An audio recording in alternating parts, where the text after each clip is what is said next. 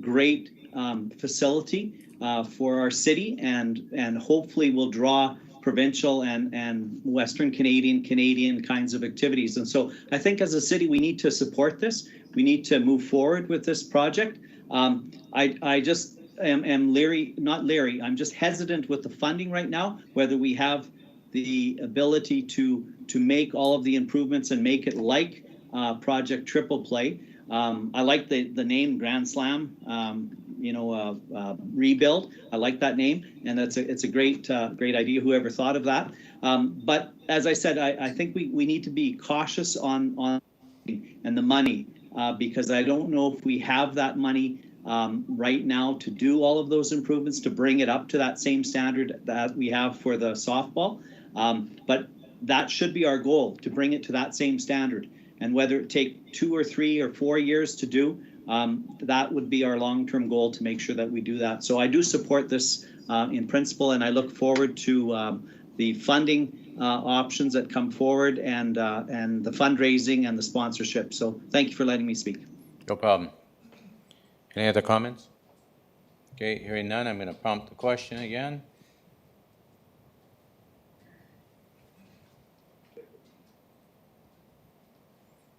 Okay, the question is open. Councillor Zapp? Yes. Councillor Bodnick? Yes.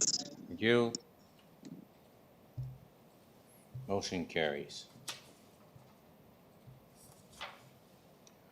Okay, we're moving on to 11:10, Little Red River Stages of Development.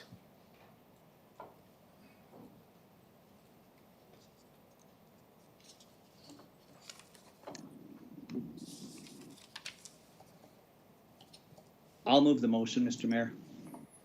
Thank you. Can she put it on the screen for me? So. Yep. Okay. I move that the strategic planning priorities as identified in Report 21-288 be approved. Seconder. Councillor Head? Thank you, Your Worship. I'll second that. Thank you. And I have a question for the director. In reading the report, one thing that I think we're lacking at the Little Red is a process for reconciliation.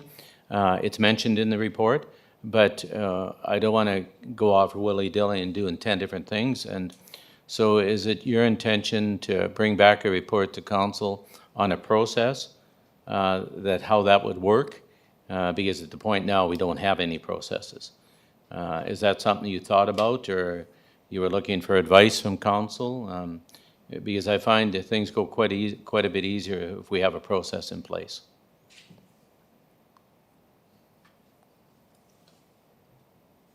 You're alive. Sure.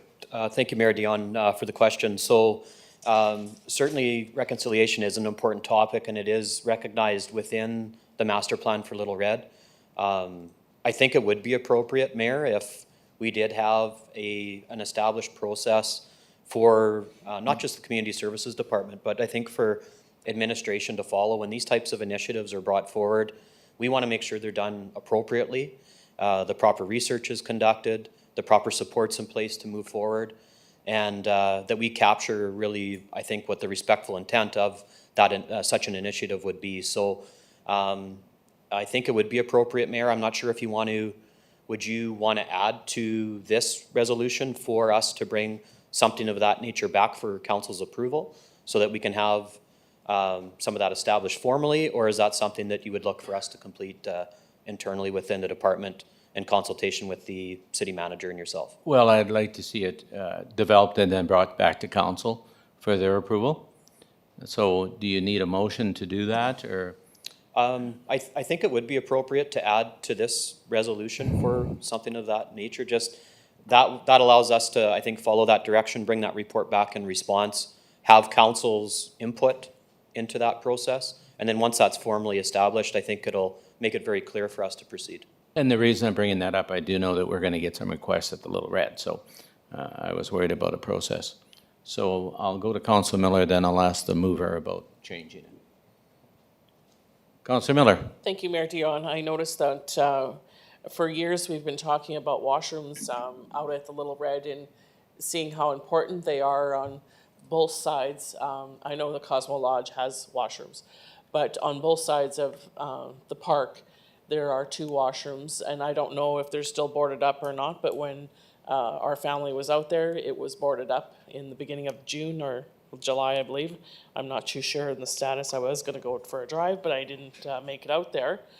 But I noticed it's only on the priority 2023, and I think it's fairly important that we get these washrooms upgraded and in use for our public who go out there all the time and don't have anywhere else to go, like they don't go out to the lakes. This is their place to go out to the park and enjoy the park. Thank you. Director, if you want to respond. Thank you, Mayor Dion. To Councillor Miller's inquiry regarding the washrooms. So in the stages of development, the washrooms you see here that are a couple of years down the road, they would be new in nature. The ones you're referencing, I think, in your experience when you went with your family to the park are the existing ones. We did have, unfortunately, some vandalism to those structures. They're currently being repaired. So as soon as those repairs are completed, what we'll do then is reopen them for the public and have them available. But they're the ones, these are separate from the existing ones. Those would be, the new ones would be an addition. That's why we staged them in a couple of years from now. Councillor Zirakowski. Thank you, Mayor. I'm supportive of the recommendation, and I'm supportive of the department getting work done there because we waited for so long, and the public has waited for so long. And now we have a plan. The department has made a believer out of me that it will accomplish what it says it's going to do, given the appropriate number of dollars. So I'm excited to get work done there at the park. A couple of things I'd like to flag as well that I'm hopeful are more operational and can still be accomplished rather than waiting 3 or 4 or 5 years down the road. One of them that is a bit of a miss because it doesn't fall into the Little Red River Park proper, is that trail. Bit of overgrown bush. It's an old trail that goes from the bridge to the Little Red River Park that hasn't been maintained and is overgrown for years. I think if we can put some operational dollars towards that area of a long existing trail so people can get access to the park without driving their vehicles there, I think that's a huge win for the community. The other one I wanted to flag is if we could find a way to use technology to increase security at that park, then we could take those dollars towards improvements instead of spending tens of thousands of dollars every year on replacing gates that are destroyed from people getting locked in or for whatever reason they find a need to destroy those gates. So technology and security is something I'd like to lean on a little bit and see if we can get there. And the third one is if we can find a way operationally to get public access to the water, to the river. That's a game changer for us when it comes to recreation.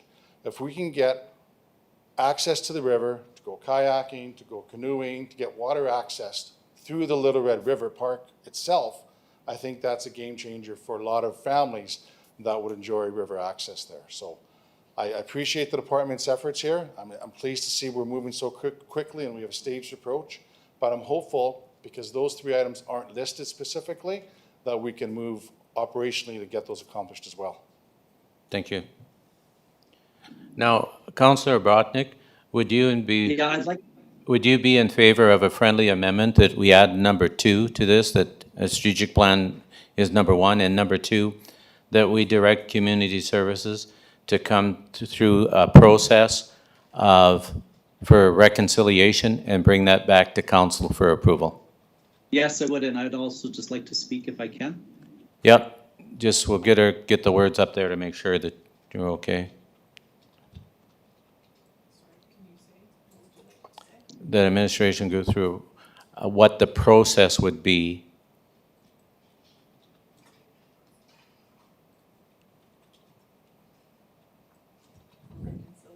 for reconciliation at the park. Okay, is that all right, Councillor Brodnick? Yeah, it sounds good. Yeah. Oh, Okay, and the seconder, you don't have a problem? No, seconder? Okay, go ahead, Councillor Botnick. Thank you, Mr. Mayor. I'm really excited about Little Red River Park and the master plan that was prepared. And when we first got it, it said like $13 million, you know, and all these recommendations and all of these improvements. Well, right away, you know, we said we can't afford 13 million. But what the director did is, with the parks manager and with his staff, is they broke it down in year by year. And as Councillor Zurkowski said, I'm glad he's excited as well and on board, because he said that it's good to see little steps, and that's the whole thing with all of our reports, all of our master plans, I should say, is that's what we need to do. We have all of these recommendations, and instead of getting fearful of the big price tag at the end, let's do baby steps, little steps of what can we afford. Let's make this happen. And so I really applaud the director for including a breakdown of costs for the next 3 years or 4 years, whatever it is, of how much he'll be asking in the budget to make these improvements. So that's a positive. One thing that was brought up at the Community Service Advisory Committee meeting is access. And City Council needs to look at, and I know Councillor Edwards has said this a number of times with the ski hill, how do we get a bus or how do we get transportation out to Little Red River Park so more people in the city can access everything that we have out there? It's a great park. It has great facilities, and it's only going to increase usage of the city, but we need to make sure that some people that don't have vehicles can still access that park. So maybe that trail that Councillor Zurkowski's talking about, you know, if we could somehow make that more visible, more secure, safe, so that families could be biking or what have you out there, that would be good. But we also need to look at the bigger picture of transportation, meaning a bus service, not daily or every day, but maybe on weekends or whatever. I don't know when, but that's one thing that was brought up in Community Service Advisory. So, but there is also truth and reconciliation in the master plan. So that's a good thing that you flagged that as well, Mr. Mayor. Yes. I know that I think it was one of our knowledge keepers, Dr. Leo Monti, who talked about the Dakota Village just north of the Cosmo Lodge, and then of some burial or religious or spiritual lands on the up on the hill that has to be acknowledged and maybe preserved in a way with dignity and respect. But it wouldn't. I don't think it would be too difficult to acknowledge the teachings of the Dakota people that lived in that particular area, and with signage or with interpretive signs and education. That would be something that I think would add to the park and to the knowledge and to the understanding for the people that, like me, that like to read history. So thank you for letting me speak again. No problem. And the only other thing I would echo before I go to Councillor Kilmer is that, and I want the director to consider this in the multi-year plan, the washrooms. You know, the two new washrooms, and strictly because I would like to see them tied to maybe the opening of the adventure park, because that's going to bring a whole pile of people over to that side of the river. I don't know if one's planned for that area. So I think I'm glad we've got a plan and a priority, and I'm glad it's not written in stone just because we have it that it's going to happen, because things are going to change. Like when Councillor Miller brought it up, I thought, oh boy, the adventure park, that is going to draw a huge crowd of young people.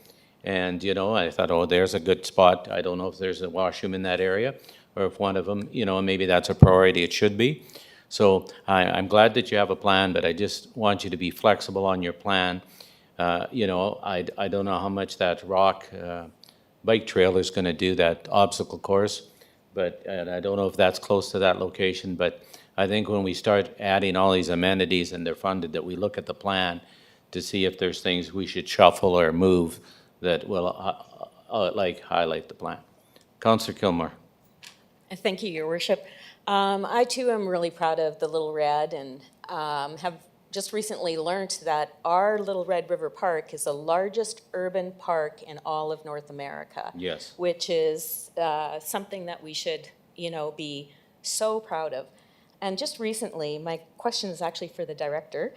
Just recently, a couple days ago, the Meewasin Valley Authority and the federal government made an announcement about funding and making the Meewasin Valley one of the first urban parks in Canada as a designation. And I'm wondering if we are in talks or consideration with the federal government as well.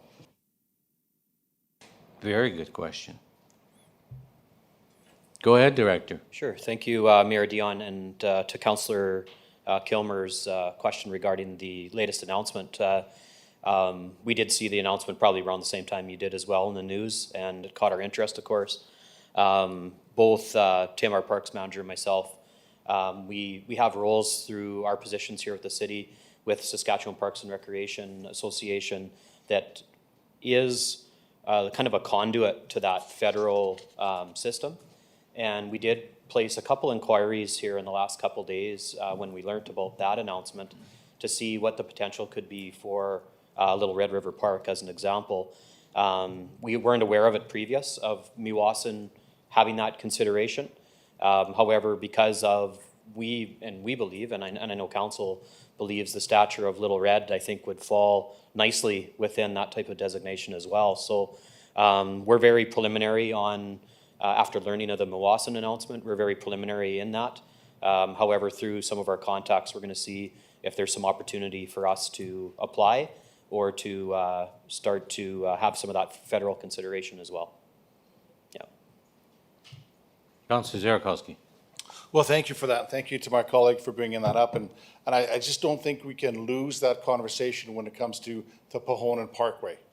That's the conversation. That's the bigger piece. That's the bigger conversation we need to have whenever we can with our funding partners so that we can establish plans and the development of the riverbank on both sides of the riverbank. It's more than just the Little Red River Park. As beautiful as the Little Red River Park is, it's the Pahonan Parkway that will eventually lead to additional dollars from other levels of government. Thank you for that. Okay, any other comments? Hearing none, moving for the question. I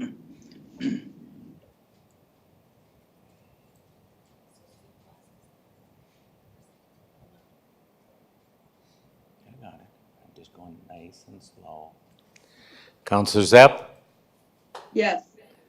Councillor Brodnick? Yes. Thank you. Okay, carried. Thank you. Close, accepted. I'll move on.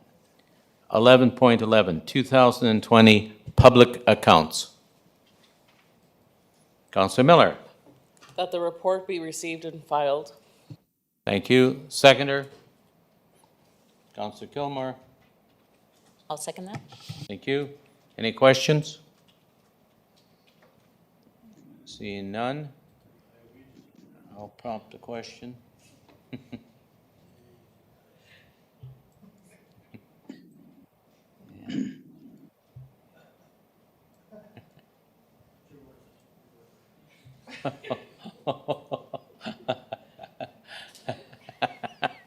Order.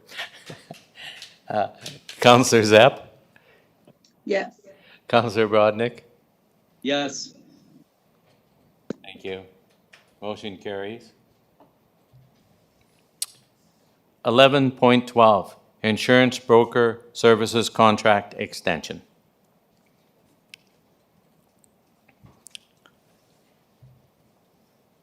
Councillor Cody. Yes, Your Worship, I move that the extension to the broker service agreement between the city and Cornerstone Insurance Services Incorporated be approved for a 3-year term from January 1st, 2022 to December 31st, 2024, and that the mayor and city clerk be authorized to execute the agreement on behalf of the city once prepared. Thank you. Seconder? Councillor Edwards. I'll second that, Your Worship. Thank you. Any comments? I take it, if we're approving the extension, that we're very satisfied with their service, and it's nice to have a local broker doing our business. Okay, I'll prompt the question. That was a jab. She wasn't listening, but it was still a jab. Okay. Councillor Zepp? Yes. Councillor Brodnick? Yes. Thank you. Motion carries. 1113, 2020 MEEP audit.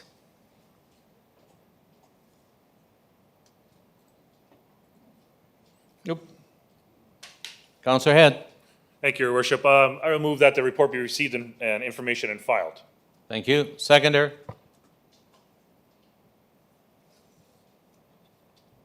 Councillor Kilmer? I'll second that. Thank you. Questions? Hearing none, I'll prompt the question.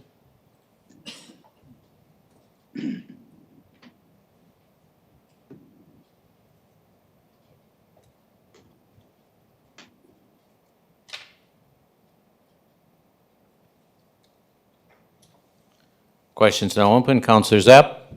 Yes. Councillor Brodnick? Yes. Thank you. Motion's carried. We'll move to 1114, Project Budget Management Policy. Councillor Zierakowski. Your Worship, I move that the project budget management policy be approved as attached and that a report be provided to update members of council regarding the policy in a year's time. Thank you. Seconder?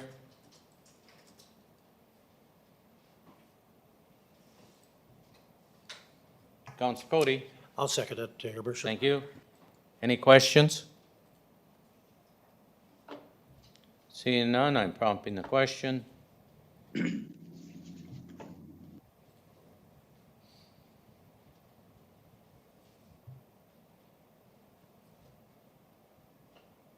It's now open. Councillor Zepp?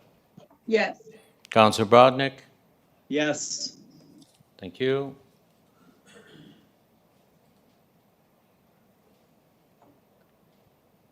Okay, close it and accept it. Move on. Motion carried. 1115, increase to approval at debt limit.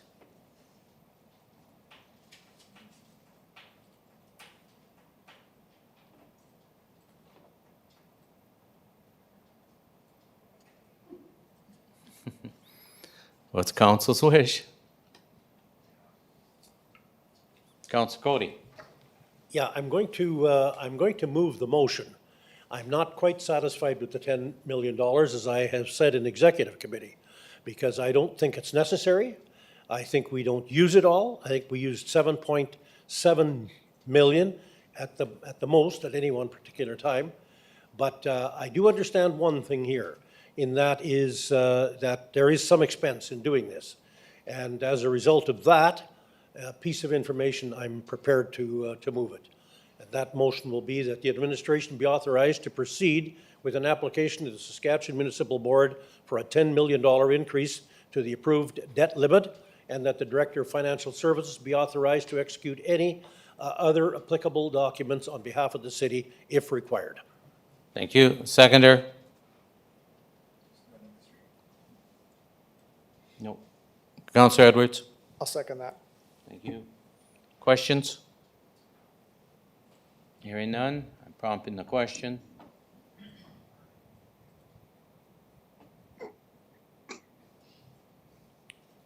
Okay, question is open. Councillor Zepp?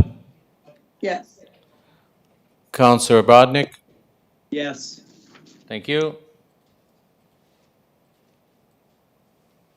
I'm missing one. Is that me? Okay, thank you. I've got everyone. Motion carries. I'll accept it. Move it on. 11.16, reduction in outstanding costs for 500 38th Street West.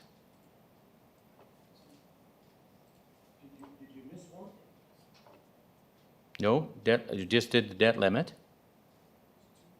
But there was two, Don. The other one's 15.1. It's all related, yeah. It threw me off to start with too. So we're to 1116, reduction of outstanding costs, 538th Street West. This is the hospice.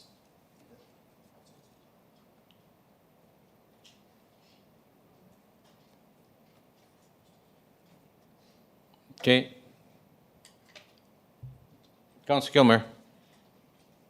Thank you, Your Honor, or Your Worship, sorry. I'm tired.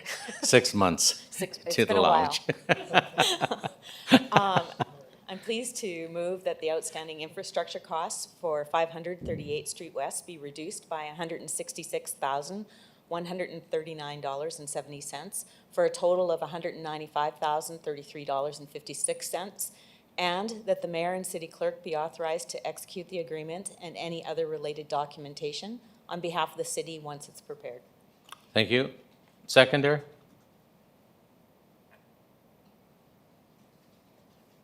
Oh. Councillor Edwards? I'll second that, Your Worship. Thank you. Councillor Kilmer, could you get your light? Thank you. Any discussion?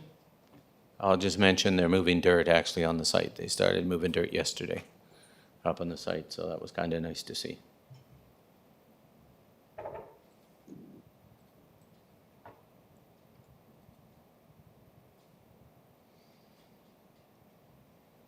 Okay, the question is open. Councillor Zepp? No. Councillor Brodnick? Yes. Thank you. Everyone's in, closed.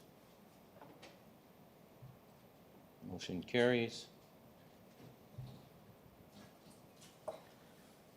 Okay. 1117, Affordable Housing Program Application, Riverbank Corporation.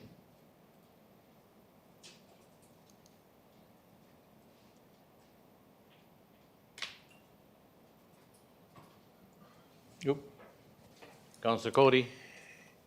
Yeah, I move that the Affordable Housing Program application made by Riverbank Development Corporation in the amount of $20,000 be approved, subject to A, the applicant purchasing 4 dwelling units within the city, and B, the applicant entering into an operating agreement with the city for each respective property.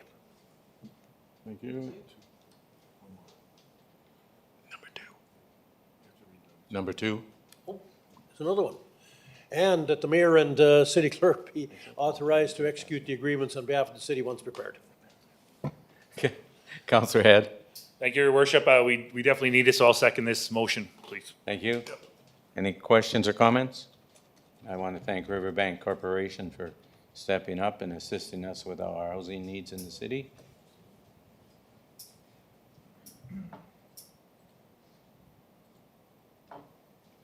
Voting's now open. Councillor Zepp? Yes. Councillor Brodnick? Yes. Thank you. Motion carries.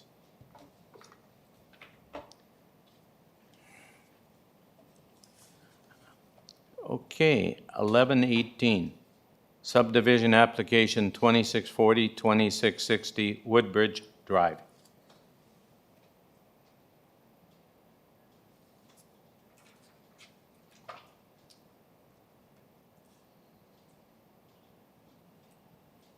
Councillor Head? Thank you, Your Worship. I'll make this motion.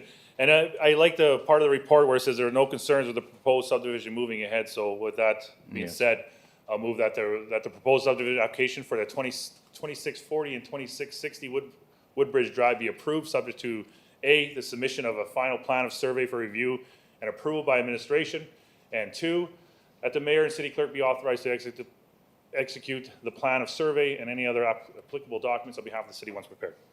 Thank you. Thank you. Councillor Miller? I'll second Mayor Dion. Thank you. Any questions? Councillor Zierakowski? Thank you, Mayor. I'm going to pick up on my colleague's comment that says there's no concerns.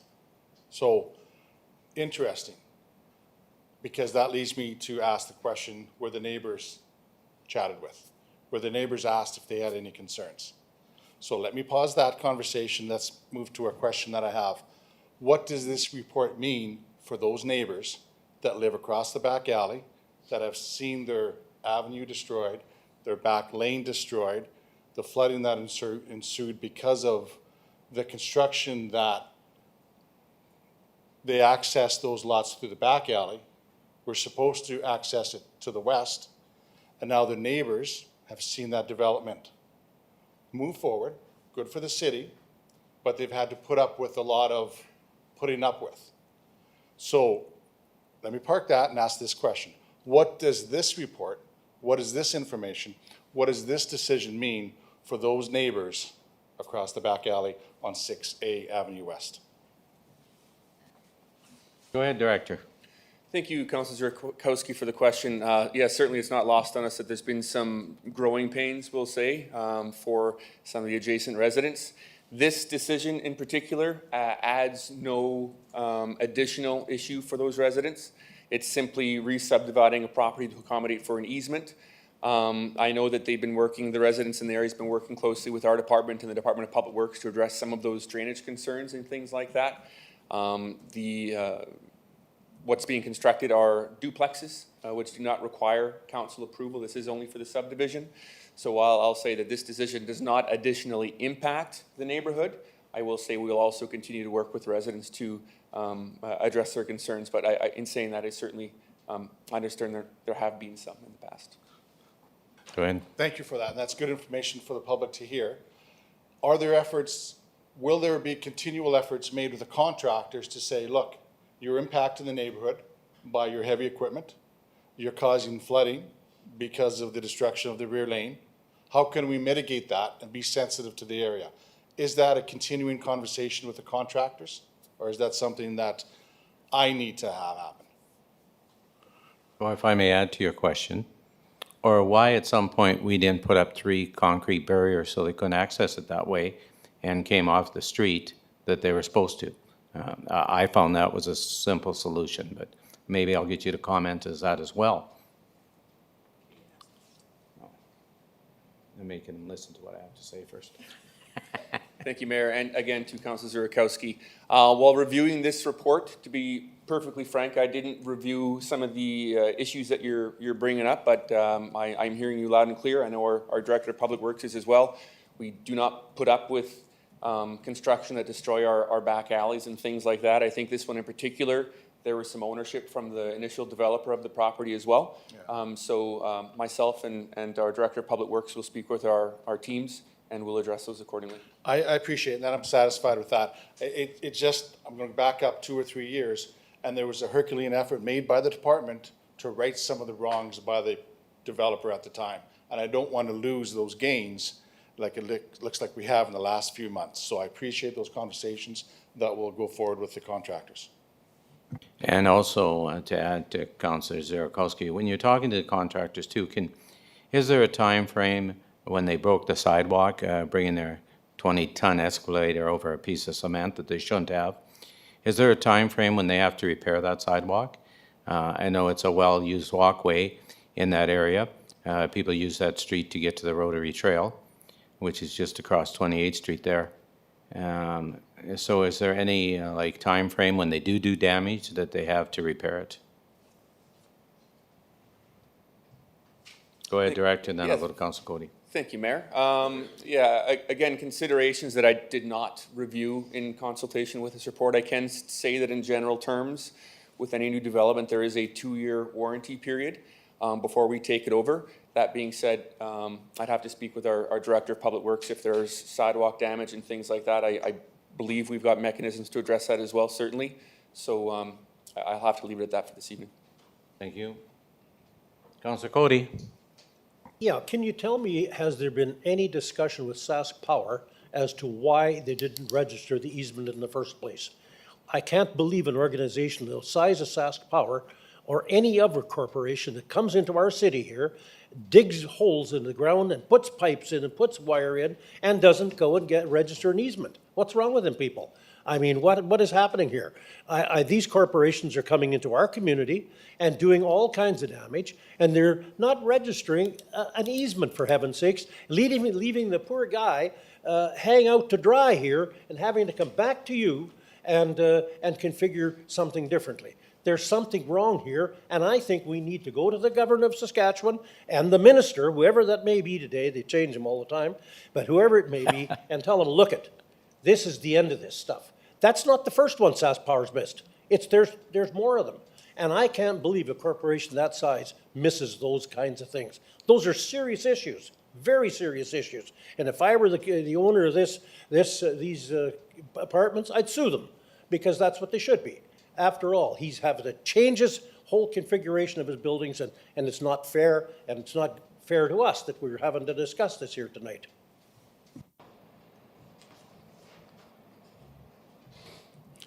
Thank You're you, up, Mayor. Director. Thank you, Councillor Cody, for your question and your comments. I won't go too much into it. I will say that I think there is some ownership from a number of parties. I think the easement was known by some, and I'll leave it there. However, on a broader response to your question, I think communicating with our crowns is really important, and we have to keep those open lines of communication ongoing so that these types of issues don't come up in the future. Thank you. Okay, I'll prompt the question.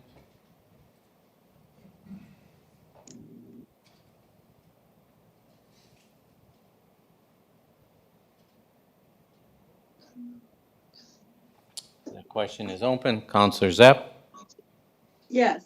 Councillor Brodnick, Yes. thank you. Motion carries. 1119, RFP Positive Strolling Marketing Strategy.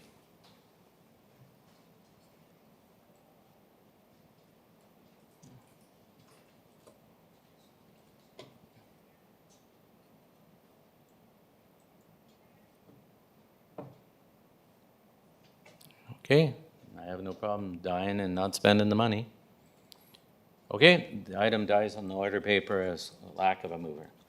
I'm moving now to 1120, Strategic Planning. I have a motion.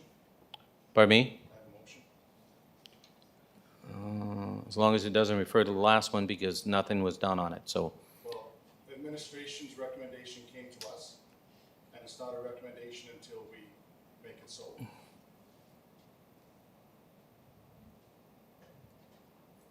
So go ahead, Councilor Zierkowski. Thank you. So I paused to give my colleagues a chance to move the recommendation, and since that was not done, I do have a recommendation. And my recommendation is this, that this item be referred to the executive committee after a visit to the management committee, but rather than coming to city council, it goes to executive first. And that's my motion. Okay, so And you want to refer this report then to the next executive committee. Let's make it simple. I'd like to see it on the next management committee. I think clearly there's still some issues, and having this report come to council first is a wee bit outside of our practice. And so let's have that conversation, and then let's bring it to executive, and then through executive's wishes, it will be dealt with. Okay? That's your motion? That's my motion. Seconder? I'll second that, Mr. Mayor. Thank you. Any further discussion? Light, Ted? So I can't prompt a question because you have to put it up, right?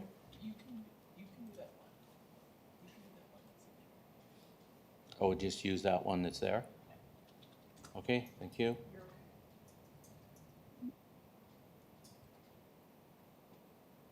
So the RFP one. Okay. Question is open. Councillor Zepp, Yes. Councillor Brodnick, Yes. thank you. Motion carries. Oop, you took it off the screen. So I can. Yep, thank you. Okay, accept.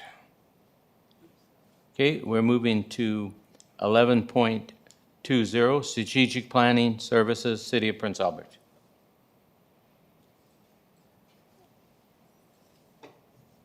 Councillor Kilmer. Thank you.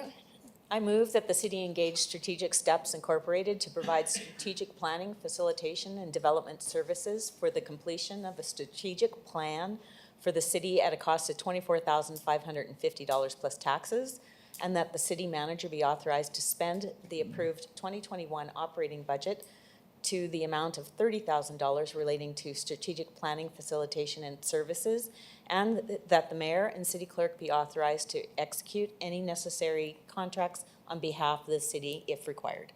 Thank you. Seconder.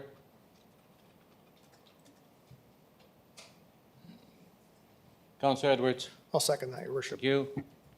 Discussion? Councillor Head. Thank you, Your Worship.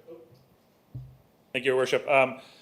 You know, I'm not supportive of this motion and spending the money to do this. I mean, I'm also a fan of doing a strategic planning, and within the director and the complement of staff we have, I'm thinking we can achieve that. So I don't think we have to outsource this work and look for a group and pay them $30,000 to do that plan for us. So I'm not supporting this motion. Thank you. Thank you. I'll prompt the question. I see nobody else in the queue.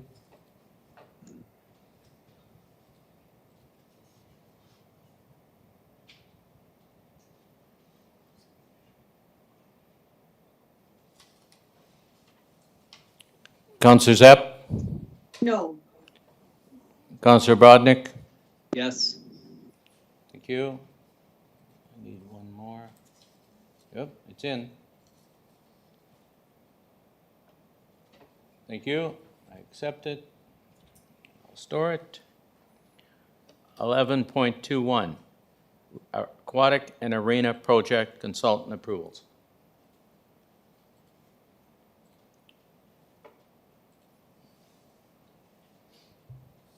Councillor Edwards.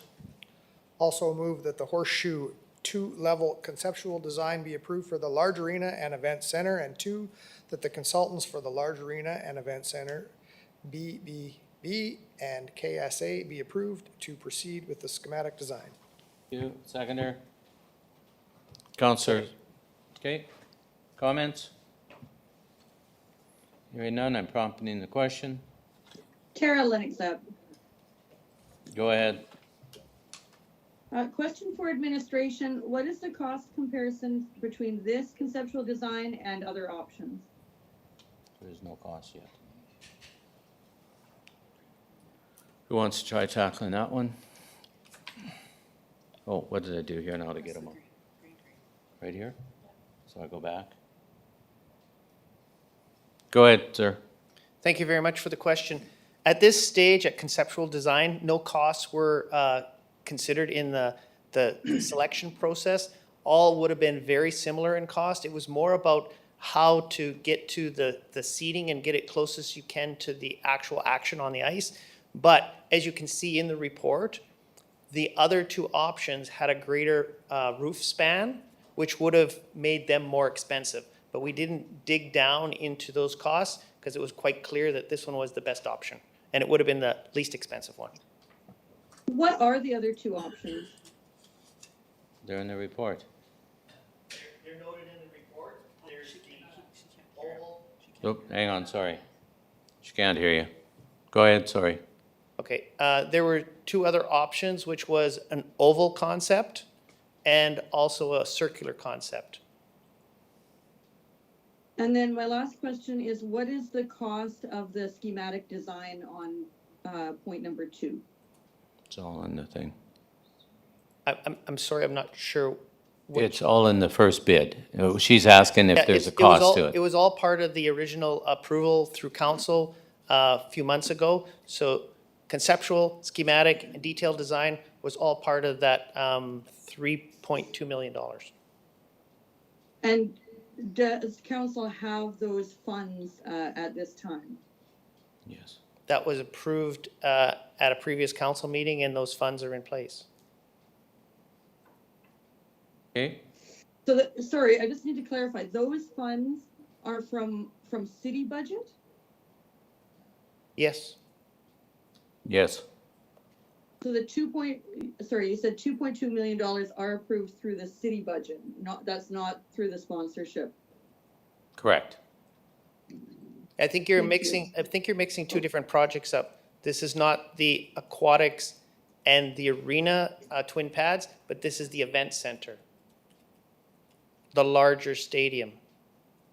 Correct, yes, no, that's what Yeah. this is the larger stadium, we were calling it phase 2. Correct. Right. Thank you. Okay, I'm prompting the question.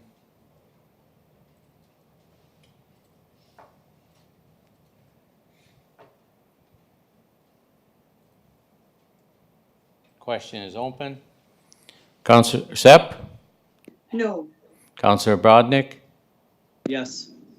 Thank you. I'm waiting for votes in. Thank you. Continues on. 11.22, action item, City Council Executive Committee, Budget Committee.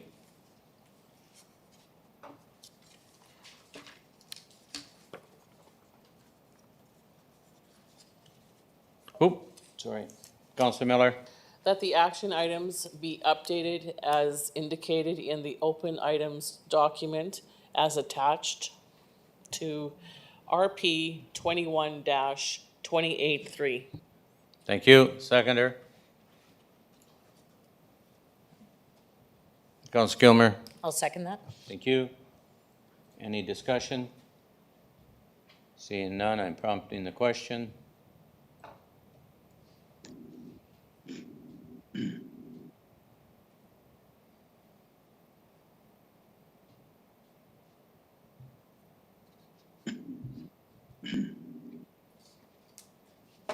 Okay, re-prompting the question.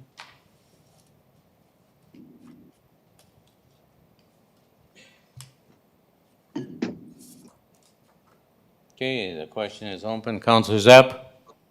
Yes. Councillor Brodnick? Yes. Thank you. Motion carries. Okay, I'm now moving on to number 13, Mayor and Councillors Forum.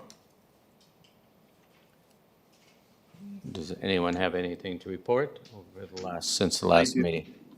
I have a couple, Mr. Mayor. Go ahead, sir. Okay, thank you. I have 4 things. I'll start with the first one, which I think is the most important. I just want to acknowledge that today, back in 1979, it was a Thursday, August 16th, 1979, former Prime Minister John Diefenbaker passed away.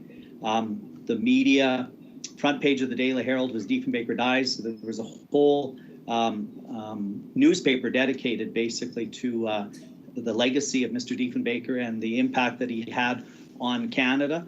And it's important for us in Prince Albert to acknowledge this. One of our greatest citizens, Mr. Diefenbaker. He was the first to appoint a woman to cabinet, first prime minister ever to appoint a woman to cabinet. He was also the first prime minister to ever appoint an Indigenous person to the Canadian Senate. He also passed the Canadian Bill of Rights, if we remember, in 1961, which is kind of the predecessor to our Charter of Rights and Freedoms. And so he laid the groundwork for all of the rights and responsibilities that we have today as Canadians. And lastly, but very important as well, he also changed laws to allow our Indigenous peoples and Inuit people to finally vote in elections. So today is a day to remember, I think, Mr. Diefenbaker. We have that big, huge, beautiful painting in the chamber that I usually am able to look at. And I do want to acknowledge that 42, I think it's 42 years ago today was his passing. Secondly, I want to just acknowledge the staff in the clerk's office. Just getting me set up on Teams and for the person in the chamber to do all the voting for us so that our votes are counted. I want to just thank them. They don't get thanked often enough for all of the things that they do to help us as councillors and as a city council to get things done and to have things flow smoothly and function. So I want to thank Sherry, our city clerk, and the staff in the clerk's office for that.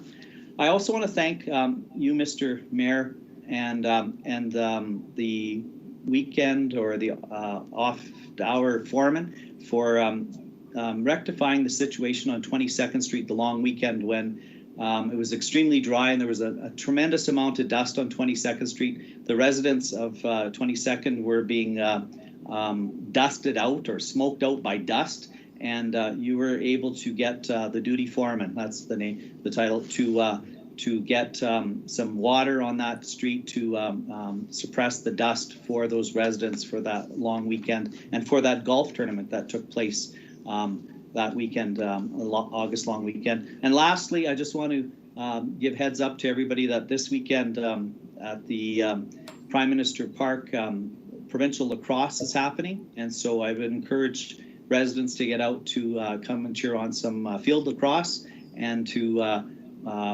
be safe, social distance, wear masks, etc. But come and enjoy some provincial lacrosse this weekend. Thank you, Mr. Mayor. Thank you. Oh, Councillor Miller. Thank you, Mayor Dion. As well, I would like to update everybody on the picnic in the park we had at the West Flat Centre. Well, I'd like to report that Mayor Dion did not go in the water park with me and Malcolm Jenkins. I stayed dry. I can't tell you how disappointed those children were. But I was happy. But yeah, we had fun. And I'd like to thank the Firefighters Union 510 for the donation of watermelon, and the Prince Albert Labour District Council for 30 watermelon altogether, and Dawn at the West Flat Centre for all that she does all year round with her and her ladies. And also, I've been enjoying the farmers market every Wednesday and Saturday down here downtown in our beautiful downtown area. We sometimes meet up, and Mayor Dion will buy you like a breakfast sandwich sometimes, but he was hiding on me on this weekend, so I don't know where he was for that. Also, I guess I'd like to report also that we're not having a very good time there on 17th and 18th Street. Like, this is public forum as well for us councillors, and the 1100 block to be exact. And quite frustrating down there for all of our taxpayers and everybody pays taxes. I get that.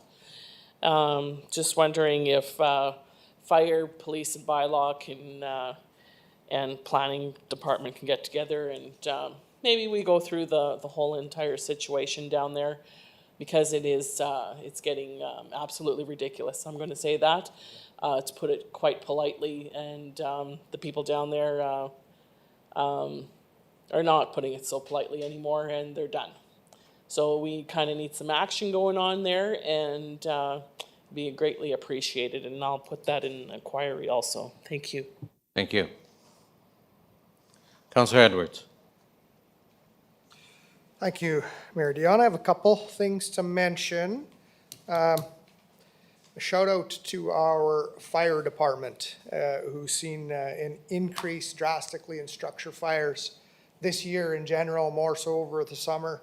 It's really unbelievable, the work they're doing to save other close by properties, and we certainly appreciate that and keeping people safe.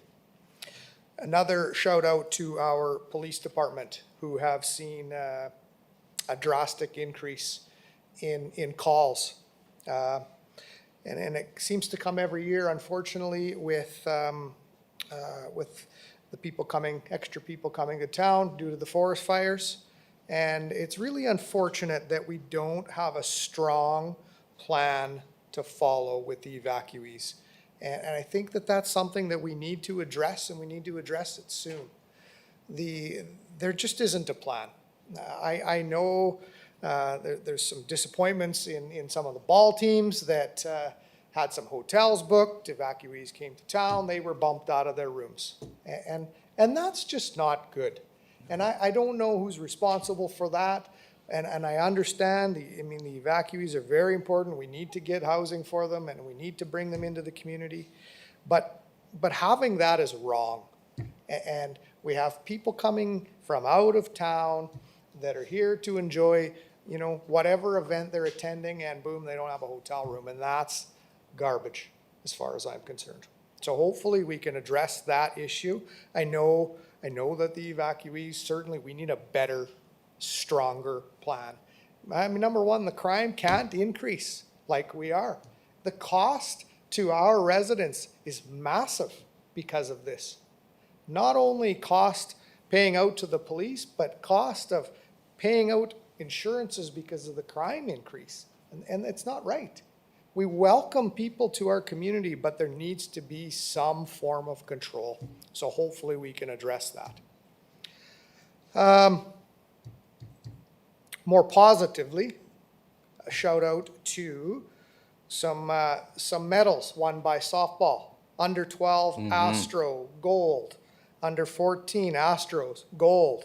Under 16, Astros, gold. Under 12, Aces, the B team, Aces, silver. That's quite a bit of medal. That's pretty awesome. And baseball, under 11, gold. Under 13, silver. So congratulations to all those teams that brought the hardware home. Yes. I know we did host some tournaments as well, and it was so awesome to see everybody. I'm sure there's other sports going on. I did catch up with the softball and baseball. It's certainly nice to see everybody out and about and playing, and hopefully we can keep things open come fall. One more shout out I have is I was listening to a program, 650 CKOM. There was a radio talk show talking about women's hockey, and there was a young lady named Emily Clark she was being interviewed, and she's from Saskatoon. She's participating, she's playing with the Team Canada on the upcoming World Championships being held in Calgary. And what an outspoken, just a genuinely good person. She spoke so well about female hockey and what is necessary. And I really encourage people to take a listen to that if they can. I think it was last Friday it was on, and it was just a remarkable interview. Boy, that's a proud Canadian right there. So that was certainly good to hear. One more thing I'm going to encourage our residents to not do is shoot fireworks in our city, because the fireworks has gotten out of hand. And quite frankly, I'm tired of getting out of bed, getting the bejesus scared out of me after midnight. So if there's residents that happen to be listening and that they know of people shooting fireworks, stop. There is a bylaw that says we're not allowed to shoot fireworks. I don't know whether we need to address that and push it further, but oh my goodness, please stop. The people of PA want to sleep peacefully. Thank you. And it'll be coming up shortly under inquiries. I have it prompted for the chief of the fire department, because it is an issue for us. Okay, any other things under mayor's forum? Okay, we're going to move to inquiries, and I'll start because I prompted what we said. Fireworks. Again, I too was woken up twice. It seems to be a constant problem. It is actually against our bylaw to shoot fireworks off, but we knew we need to change it, so I'm going to ask the chief to comment on what our issue is with the bylaw. Go ahead, sir. Yeah. And you're up. Thank you for the inquiry, Mayor Dion. You're correct. It is against the bylaw to discharge any low-hazard fireworks on public property. So the bylaw already exists. It says that there's a summary conviction that can be given in that instance. The problem, I think, is going to be with enforcement of it.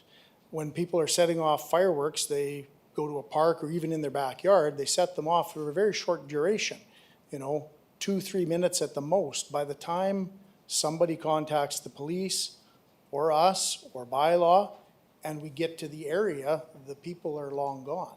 So it's really a matter of educating people that it's not lawful to do it and encourage compliance to that. Yeah. So one of the things we're going to do with the bylaw was he said about the conviction. That means that they have to make a court appearance. So we are going to instruct our bylaw department to change the bylaw so that we can just show up and write a ticket, and they'll come up with the fine, I think $500. But they'll bring it back to the recommendation of council, because then it can be answered with a ticket. And it will also give us rights under the bylaw to charge the homeowner. So for example, if the fireworks, my kids are letting it off in the backyard and the fire department or police show up and the remnants of the fireworks are sitting in my backyard, they don't have to figure out who did it. They can charge the registered owner, because that's where it has to land too. Because the other night we did witness it, but when the police got there, but they were young people, they just let it off actually in a farmer's field behind Mark was there. And you're right, they got out of the vehicle and fired them off and they were gone shortly. But they don't realize what people are doing. I've had residents tell me they took cover in their basement because they actually thought they were gunshots.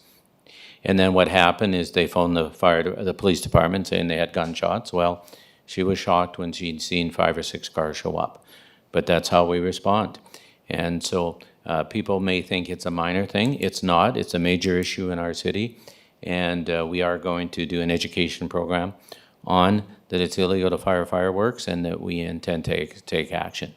But it also starts with parenting. You've got to make sure that your kids are not involved in that kind of activity, and just ask them.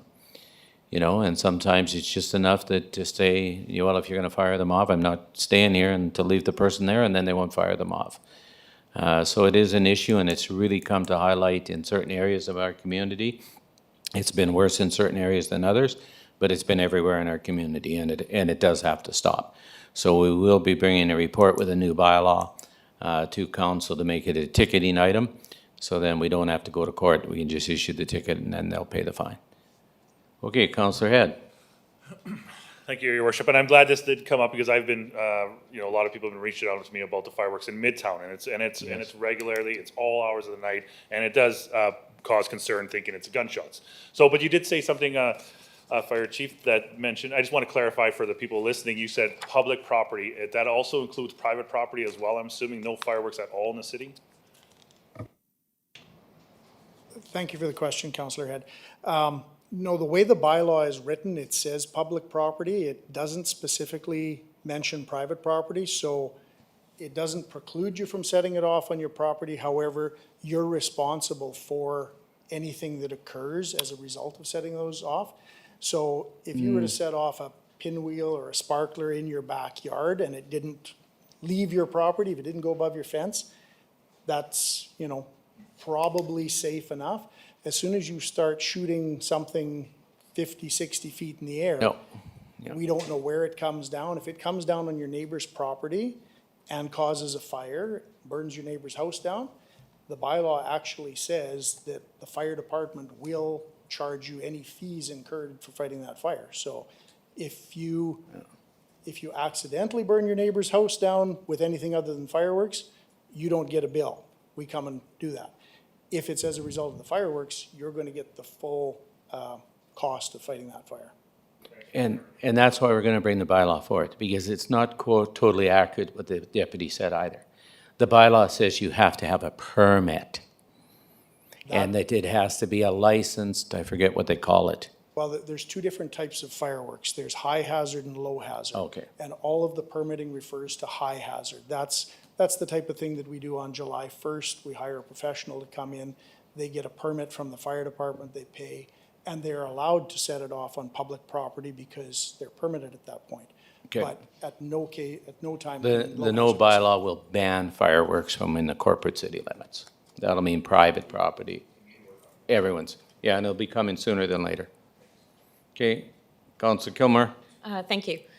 Just a question about sale of the different types of fireworks, the two different types of fireworks. Do the businesses in Prince Albert then that sell high and low understand that is there a permit required prior to purchasing? Thank you for the question, Councillor Kilmer.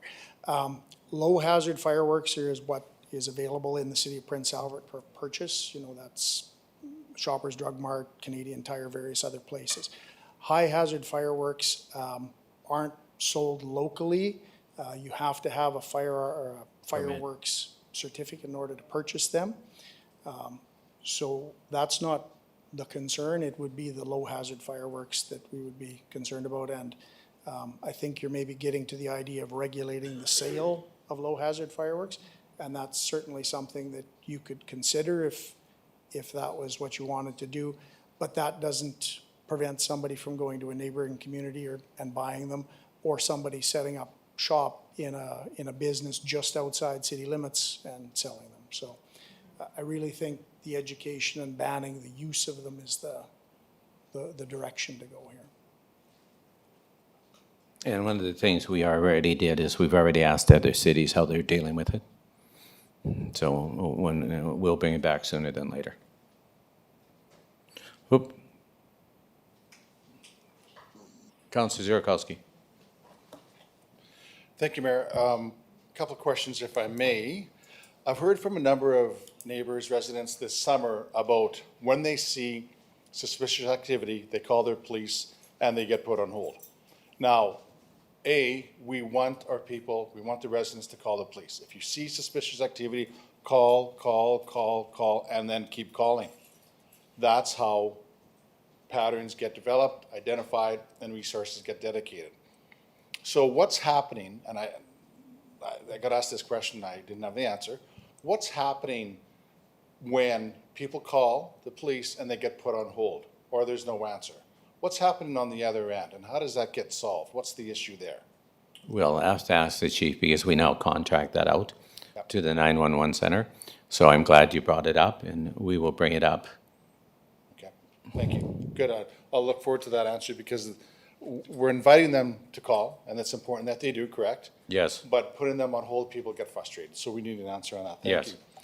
The other question I have is, how can we establish a wee bit of a closer relationship between our neighborhood watch organizations and the police? I think there's value in there. And let me speak only to the West Hill Watch because that's the one I'm most familiar with. It's really tightly regulated. It's not a social platform. It's not about your lost dog or what we found on the pathway. It's only about suspicious activity that's happening now. So I think there's value when a neighborhood watch is ready and mature and developed to have a closer relationship with the police. What does that mean? Well, let's find out. I don't know. Maybe all it takes is a conversation. Maybe that's what it means to have a closer relationship. How can we function better? What do you need from us? How can we serve the people, our residents, our neighbors better? And maybe that can grow into something across the city with the rest of our neighborhood watch groups. So I'd like to pull on that string a little bit and see what comes out the other end. Well, and I like it too, because I had a caller ask how they could expand and more into the way of neighborhood groups talking. Because say they have a radical driver in the West Hill. Well, maybe by the time the police got there, they moved to the East Hill. You know, and if they had that sort of connection, then we could all be sort of on the lookout.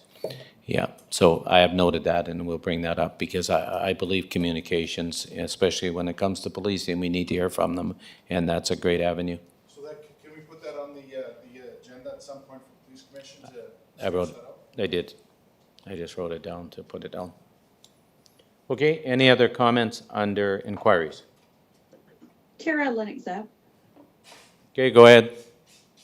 Thank you. I've received some questions from residents in Nordale regarding the new sliding hill that's being constructed in Nordale. And the question they have is that they're concerned about the contaminated soil and the debris located in the soil that is being used for the sliding hill. And I'm wondering if administration can give us any response on that. Okay, when you say contaminated, what do you mean by that? So the residents tell me contaminated with debris, but maybe, I don't know, but perhaps administration might know further. Okay. Does anyone know? They'll have to get back to you because we'll have to find out where they're getting it from and what debris you're talking about. Certainly, Okay. thank you. You're welcome. So are we talking contamination, or are we talking sticks and stones? I think we're talking sticks and stones. Wow, let's say sticks and stones. Yep. Okay, Councillor Edwards? We're on inquiries, correct? Correct, Yeah, somewhere I missed that. I do have one inquiry. I did send it in by email, but it wasn't answered prior to the meeting here. So it's in regards to the Meridian that was placed on 15th Street. One of the responses I got was we were being compliant with the roadways, so we had to make it solid. And my question was there options to put at least U-turns in, or ways to go enter or exit these businesses? And I didn't see a response, so if we can get that, Okay. that would be much appreciated. You're gonna take it, you don't have the person in charge of the project here? You can take it? Okay, good luck.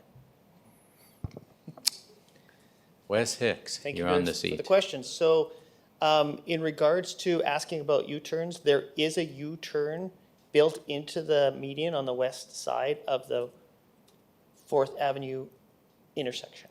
So there is one built in so that if you're going eastbound and you wanted to turn to one of the businesses on the south side of the street, you go through the 4th Avenue intersection, and then you can go into the U-turn and turn around and then be heading east again, but now you're on the south side of the street. So there is one built in. So could there have been an option to put it close by the businesses that we have impacted? Well, I guess that's a relative term, as how close can it be? The problem is, as I mentioned to council last Friday, is that the intersections are only 241 meters apart. And the standard is 400 for traffic lights. Now, we have many cases of that throughout the city where they're too close together. So they are guarded with medians to protect the left-hand turns. In this particular situation, it's more complex because we have two T intersections. So your left-hand turns, the only way that we were able to accommodate keeping traffic flowing, not create another traffic situation where we'd have all stop during a red light. We have the ability, and we've created a through right-hand curb lane. It's green all the time unless there's going to be a pedestrian crossing the street. So if you're going westbound, you'll always be able to go through the 5th Avenue intersection. If you're going eastbound, you'll always be able to go through the 4th Avenue intersection. So now you have protected left-hand turning lanes that must be protected so that you can merge right back into moving traffic. And if you looked at the drawings, you can see that the protected turning lane, there has to be a certain amount of acceleration room because you're making a left-hand turn and then you have to accelerate up to the speed limit to join the flow of the traffic. No different than when you join a freeway, but you're joining it from the right-hand side of the road. This is joining it from the left-hand side of the road. You're joining it from the middle of the road. So what I'm hearing is the best intention is having the solid meridian, but there's no set in stone, we must do the full meridian. It's best for traffic flow, it's best practice, but not set in stone that we must do that, correct? Well, It's a safety issue. In this particular instance, it would be incredibly dangerous on our part to open up those medians, because if you were to try to make a left-hand turn across like an opening in that median, you would have a vehicle coming towards you in the middle turning lane that's trying to merge. She's trying to speed up and join the traffic. So basically, nearly a head-on collision. And there are locations throughout the city where we've cut the medians against standards, against Canadian accommodation for traffic, and they haven't been good because they do cause accidents. They do cause traffic to be backed up. The case in point that you raised was the Dairy Queen on 6th Avenue. Could we do that? That street, if done properly, would have no openings from 13th to 15th. There's 2 of them. And in the case of the Dairy Queen, their development permit specifically said that they shall not get a crossing. They shall not get a crossing. And so the median was installed. The council was approached by the owner, and that was overruled, and we cut the median open. And then I personally, and I'm sure others have witnessed it, but I've personally witnessed at 5 o'clock where the traffic going southbound, waiting for the traffic light at 15th, they're all lined up, and you'll have one person going northbound, and they want to make a turn in, and they will try to nose their way into traffic and hold up a line of traffic. And they've nosed themselves into the turning lane, and they will hold up all the people turning left trying to go to Cornerstone and let the light cycle through. That doesn't make people very happy. So I've seen accidents there, not a lot, but I've seen them. So, some pros and cons is what I'm hearing in this inquiry. Yes, we could have done it, but it could have, it could cause accidents. I see it on 2nd Avenue, we don't have any. I haven't personally seen too many accidents, if any. It's a wake-up call. Is that against the fireworks bylaw? Yeah. So I'm just, I'm a little baffled at how we came up to this, knowing that there's going to be some businesses that we need to try and protect. Why we went there and there wasn't larger consultation. Well, part of the consultation issue is, and I'll refer back to 2nd Avenue, what we all called the Big Dig in 2015, and from the foot of the Diefenbaker Bridge to 15th. And we had consultation as much as we possibly could. We sent notices to the businesses. We invited them to a meeting at City Hall. We went over the plans with medians that were going to be installed and traffic lights and underground. And we did the same with the Little Dig, as it was referred to, from 15th to 17th on 2nd Avenue. We did the same. In both cases, we only got a fraction of the businesses that attended, but nevertheless, we made contact and we tried to explain the project to everyone. In this particular case, we also wanted to do the same thing, but you have to remember, this year we had a total lockdown by the provincial Saskatchewan Health Authority that we were not allowed to meet. So we could not have that meeting take place. So we did send out notices to the public. That was April 15th and May 20th. In both public notices, we included the drawings, and both drawings clearly state that medians were going to be installed. We didn't get any feedback. Well, we've been open, Your Worship, since June 30th, I believe was the day, or I think July 11th. July 11th, and the Meridian didn't go in until after that. And now we've got some frustrated business owners that are going to lose business. And I'm frustrated. And they will lose business. We don't know that. No, we don't know that, but yeah, They it's not might, hard they to might figure get better out. business because the traffic could flow better. You don't know. I guess I'll add to this in the sense that I know that we as a city of approximately 45,000, we're a small city or a large town. It depends on people's perspectives. And if you go to Saskatoon or Regina or even larger cities like Calgary and Edmonton, medians and protected turn lanes are vital to the safety of the public. The higher the traffic volume, the more important they become. This particular street is the highest traffic volume in the entire city of Prince Alberta, nearly 29,000 vehicles per day. So, and again, I'll say that because they're two T intersections, they do present a unique situation. And every single street in the city of Prince Albert that does have medians at one time didn't. But as the city grew and businesses grew and errant traffic, as I will call it, that would be traffic that tries to cross close to a controlled intersection, can cause a great number of difficulties for vehicles who now they have a green light, they're assuming they have the freedom of movement forward, and then they're faced with a vehicle just past the intersection that has come to a complete stop, wanting to make a left-hand turn in the middle of the street. And that's the problem in this situation, is that with only 240 meters between intersections, and the standard being 400, and we have a lot of those situations on 15th Street because we have lights at 2nd, First West, Central, First East, now 4th, 5th, 6th, 7th, 9th, and 10th. It doesn't get better, it just keeps getting worse. It does. I agree. We have too many lights. I know that. I see an exit going across from Co-op, directly across. There's no meridian. It's there. But then, I mean, and the same set of lights are there as well. So, yeah, there's a risk for sure.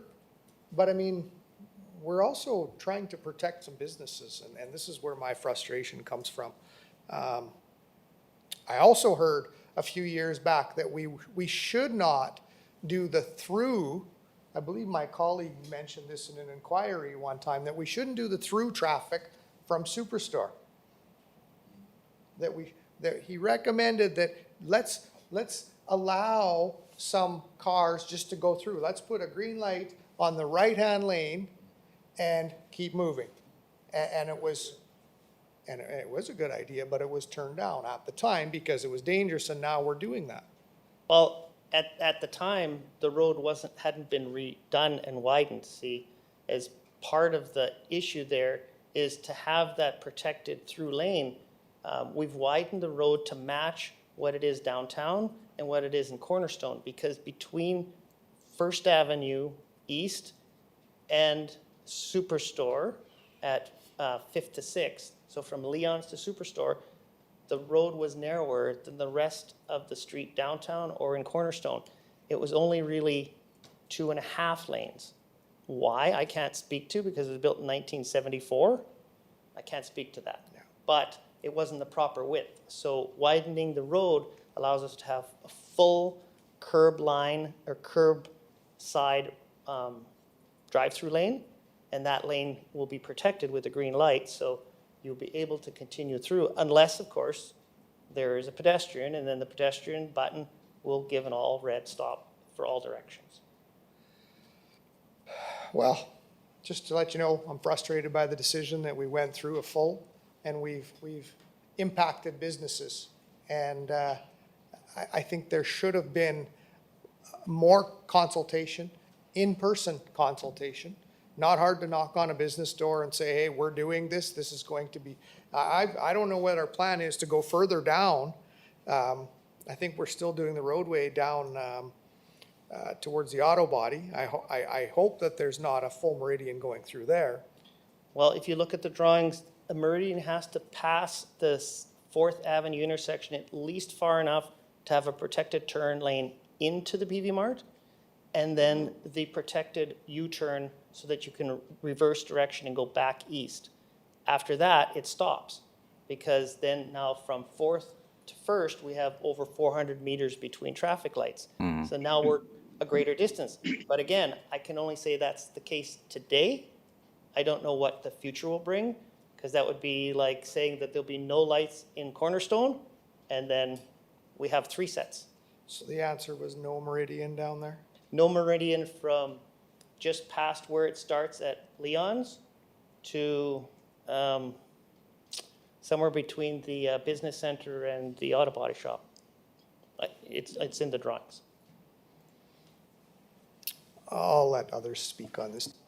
Okay, the biggest thing I like to hear.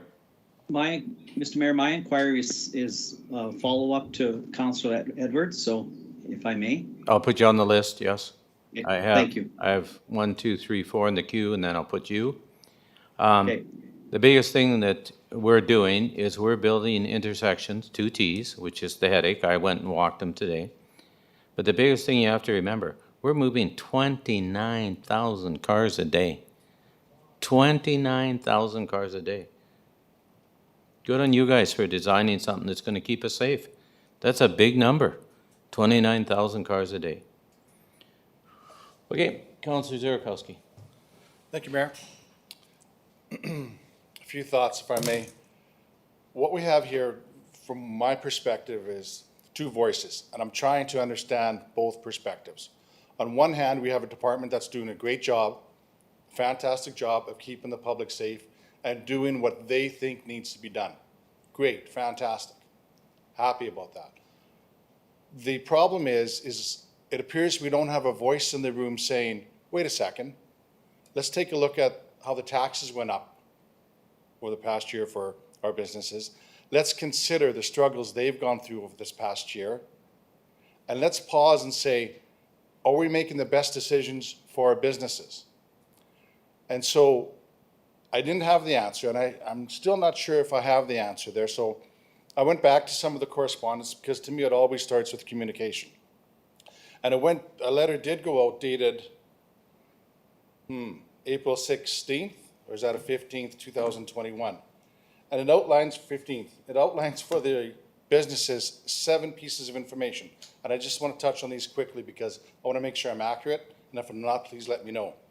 It let the businesses know the scope of the project. A, street widening to include 3 lanes, construction of new curbs and gutters. 3, millings and repaving. 4, partial reconstruction of business accesses. 5, new signalized intersection at 4th Avenue and installation of medians. 6, reconstruction of intersection at 5th Avenue East, installation of medians there as well. And 7, crown utility upgrades in both boulevard spaces. And so we have a department doing what they believe is the right thing, but in the communication, it doesn't say increased concrete medians will be installed, resulting in restricted access to your business. Attached to this correspondence is a map. And I looked at the map, and to myself, it's got yellow, green, and red lines. And it's not clear to me that there will be no additional medians installed, or there will be. To be fair to the department, this communication did go out, yes, it did. But looking at again today, it's still not clear to me what it means. It doesn't identify to me, look, folks, there's going to be new medians going down the middle of 15th Street. And to me, it comes down to communication. So here's my first question to the communications manager. Was this vetted through the communications department? The correspondence of April 15th that went out to all of the businesses on 15th, including the attached map.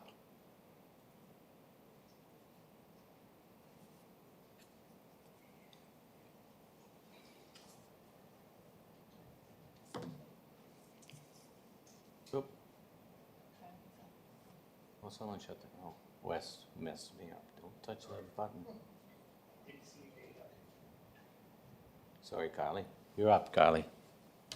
Yes, it was, communications was involved in this letter. At the time, the focus of the communication was on the disruptions to the traffic during construction. The medians were not a topic of discussion, or the traffic flow implications after the project was concluded. That never came up during the meetings that I participated in. Mm-hmm. Okay, thank you. So I think there's a little bit of self-reflection here too as well. Guess what we're going to do next spring after the next budget? Well, there should be an elected person in the room sensitive to the conversations that impact businesses and restrict access to the businesses. Again, we survived the big dig, the small dig on 15th, and now we have the one on 10th and the one on this one. These processes that are born of isolation and limited perspectives cause us trouble. And at what point was there an opportunity to say, whoa, you're telling me we're going to add additional concrete down the middle of 15th Street, resulting in restricted access to business? If there was an opportunity for that discussion, we certainly would have had it. But sending out this correspondence I still am not clear that this correspondence would have resulted in that. So my colleague across the floor, Councillor Cody, always brings up, why are we putting all this concrete down the middle of 15th Street? 2nd Avenue seems to work well. So I'm hearing both sides of the conversation. And somebody needs to speak up, as my Councillor Edwards is trying to do, for the businesses to say, look, good for you, city. You're doing the right thing. But hello, look how it's impacting us. You're hurting us. And those businesses that we're taxing to pay for that concrete and that labor, guess where that's coming from? Oh, it's going to result, perhaps, in fewer traffic coming to my business. So, in my opinion, I think we need to stop. Pause the work immediately and see what other alternative can we come up with that accomplishes what Public Works feels they need to do and is sensitive to the concerns of the business owners along 15th Street. Stop and have that conversation to see what we can come up with. I think it's unfair to both sides, to administration who's just doing their job and they're great at it, and to the local businesses that we tax. Their voice needs to be heard as well. Well, just to comment on that side, we don't have to stop because it's already all installed. Well, So, then I and invite you to show up with your sledgehammer after dark tonight. yeah. I'm going to jump to him, Tony, just so he can debate. Go ahead. I don't believe it's too late. I invite you to show up after dark, if you like, with me with your sledgehammer. We'll knock down those curbs and we'll make it right. But I'd rather be a little bit more progressive and see what compromise, what solutions are out there so we can have a win-win solution. Because what's happening out there now isn't a win for the local business. And I have a tough time chatting with those local business when they're frustrated and say, we never talked to anybody about this. We never knew about this. And I was a little skeptic until I saw the correspondence that went out. And I don't blame them at all, that they never had a conversation one-on-one in person to explain the impact. Will they benefit from 15th Street being repaved, a brand new street? Absolutely. But they're going to be negative impact as well. When it's hard to access a business, when it's hard to get into the business, people will drive on by.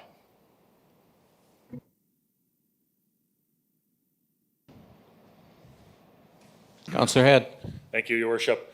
So I too have to echo some of the comments from our councillors, and I did get a chance to meet with some of the business owners this morning before our council meeting to hear some of their thoughts and their feedback because, again, inundated by a bunch of calls, messages, texts from our local business owners and customers of those business owners. And I want to share a couple of comments because as I mentioned earlier, I don't feel that the consultation was provided. Enough consultation. I did look at the maps. I too didn't realize that there was a meeting. I think there's been mixed messages from the business owners. Some didn't even feel that there was going to be a median. Some did see the median, but thought there was going to be breaks in the median. And well, why wouldn't there be? Because some of the comments are 30% taxes with 50% less services or accessibility from the residents. And I don't think that's fair to them. I wish we would have had more conversation or this conversation prior to, and I know there was some meeting on Friday. Why didn't the work stop? I agree that we should have stopped and assessed. I heard that. I said, well, maybe it's too late. And one of the tennis residents said, well, it's not too late. You guys put down the concrete, ripped it back up, and then put it down again. So what happened to that? Why was there that error? Why can't we do that on these avenues to give them an in and an out? I feel like we're offloading some of our traffic through road maintenance due to some of the private property, because we know people are going to be accessing on Fifth Avenue. You know that they're going to come through the back lane of the Shell. They'll find ways to come to get around there. So they're going to see an increase in traffic through their parking lots. And who pays for it? Not us, but we should. Are we going to be paying for that for the residents or for the business owners? Are we going to charge them less taxes based on this because of the accessibility? Now, I hear that, no, they're not going to do a traffic count. We should be looking at, whether or not they won't suffer any business. But I've already asked a couple people, are you going to go there now? Are you going to do the U-turn? No, I'm just gonna keep going, I'll find one that's on my side of the street. So we are very much going to reduce and limit the flow of businesses to our 9 properties there. And possibly further if we move down to First Avenue. I heard there's gonna be a break there. And what are we gonna do with the snow removal? Have we had any thoughts of that? Is it gonna be an extra cost for us to remove snow now? Like we passed motions here to widen the road, but there's no discussion there to say, no, we're gonna put a meridian in there and we're gonna limit half the access to those businesses. There was no conversation in this room about that. So I wish there would have been, because then we wouldn't be here today having to kind of figure out what are we gonna do now. Because I do have a notice of motion tonight, and I hope we get it voted on tonight, so I will be asking for a leave. But what do we do? Did you put any thought into the snow removal part of it? Will it be an extra cost for that now with the meridian there? Are we using a private contractor or a city contractor for that question? Well, our current, we have grader. We just bought a new grader. Why wouldn't we grade that road? So yes, it's our own stuff, of course. Is the snow removal going to be more? And yes, as status quo, are we changing the way we do snow removal down that street now? And I assume there is. Question for the director. I've heard Okay, restrictions. you want to answer him now? Yes, please, yeah, and I have a couple more comments to share I'm quite sure he's going to say we're going to do snow removal, but go ahead, Director. for the cost. Correct. We're going to do snow removal as we do now. So on our arterial roads, we do snow lifts. We've always done snow lifts. 2nd Avenue, 6th Avenue East, 15th Street, East and West, the main arterials downtown.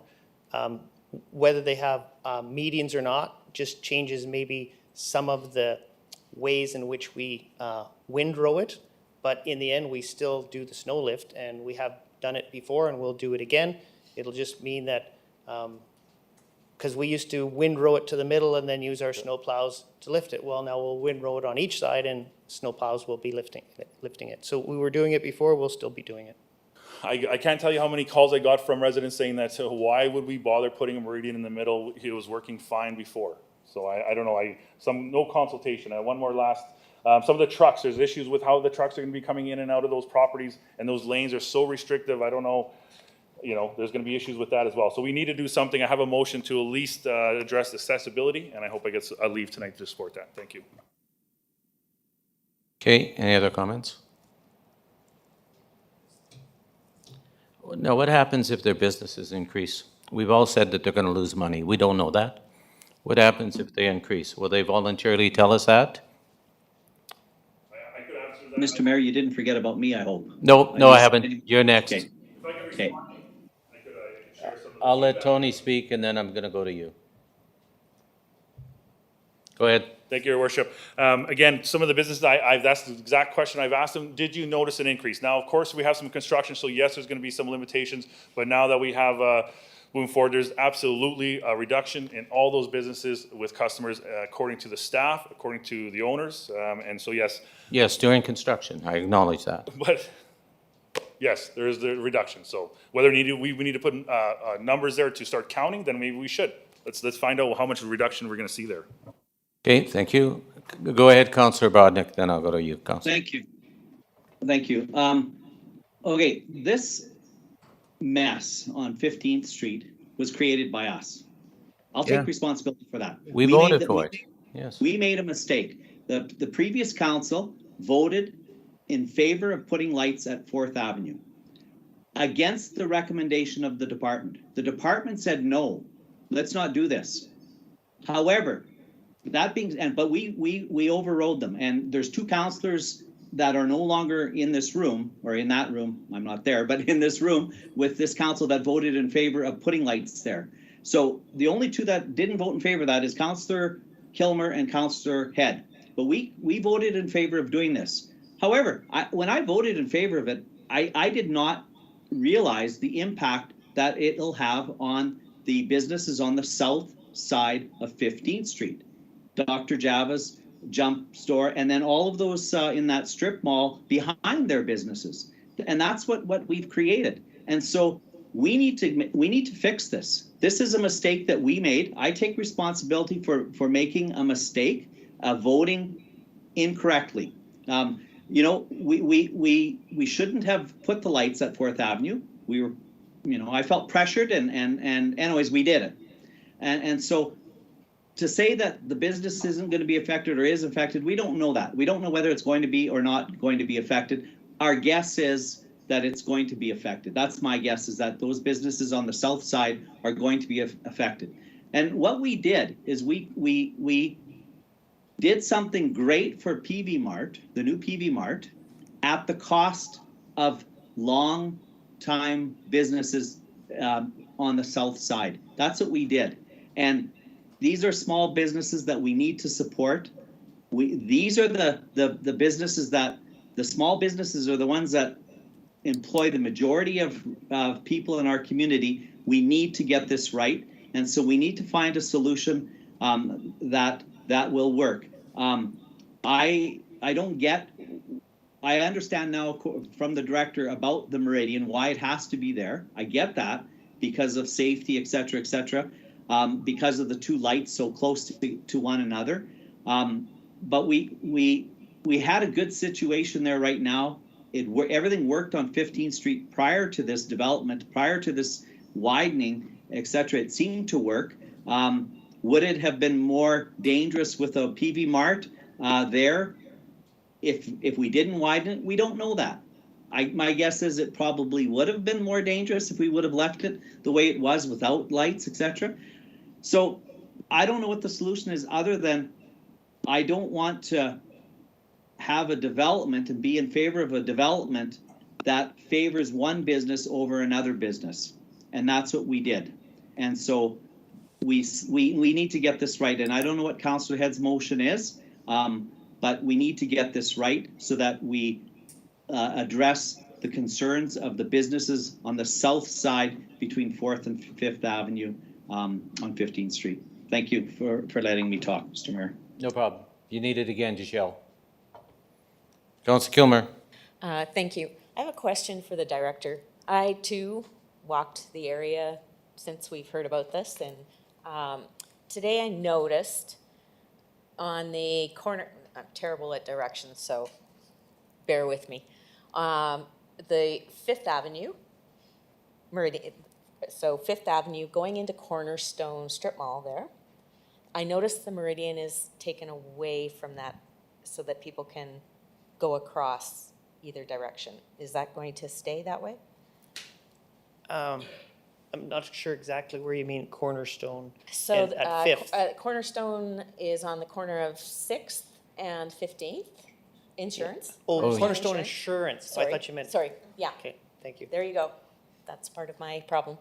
So then there's that strip mall attached to the Cornerstone Insurance. Yes. And so the Meridian on the west side, far side of that business strip mall, the Meridian has been removed. Between 5th and 6th on 15th. Right, about halfway down, it's been removed. Yeah, so again, what we have is a situation not unlike the Brew Pub, Dairy Queen, Man Motors.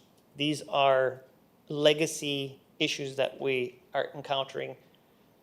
When the lights went up at 5th and lights were already at 6th, but when Superstore was built, Meridians were installed between those two intersections from 5th to 6th because, of course, the distance of the traffic lights is under 200 meters. Mm-hmm.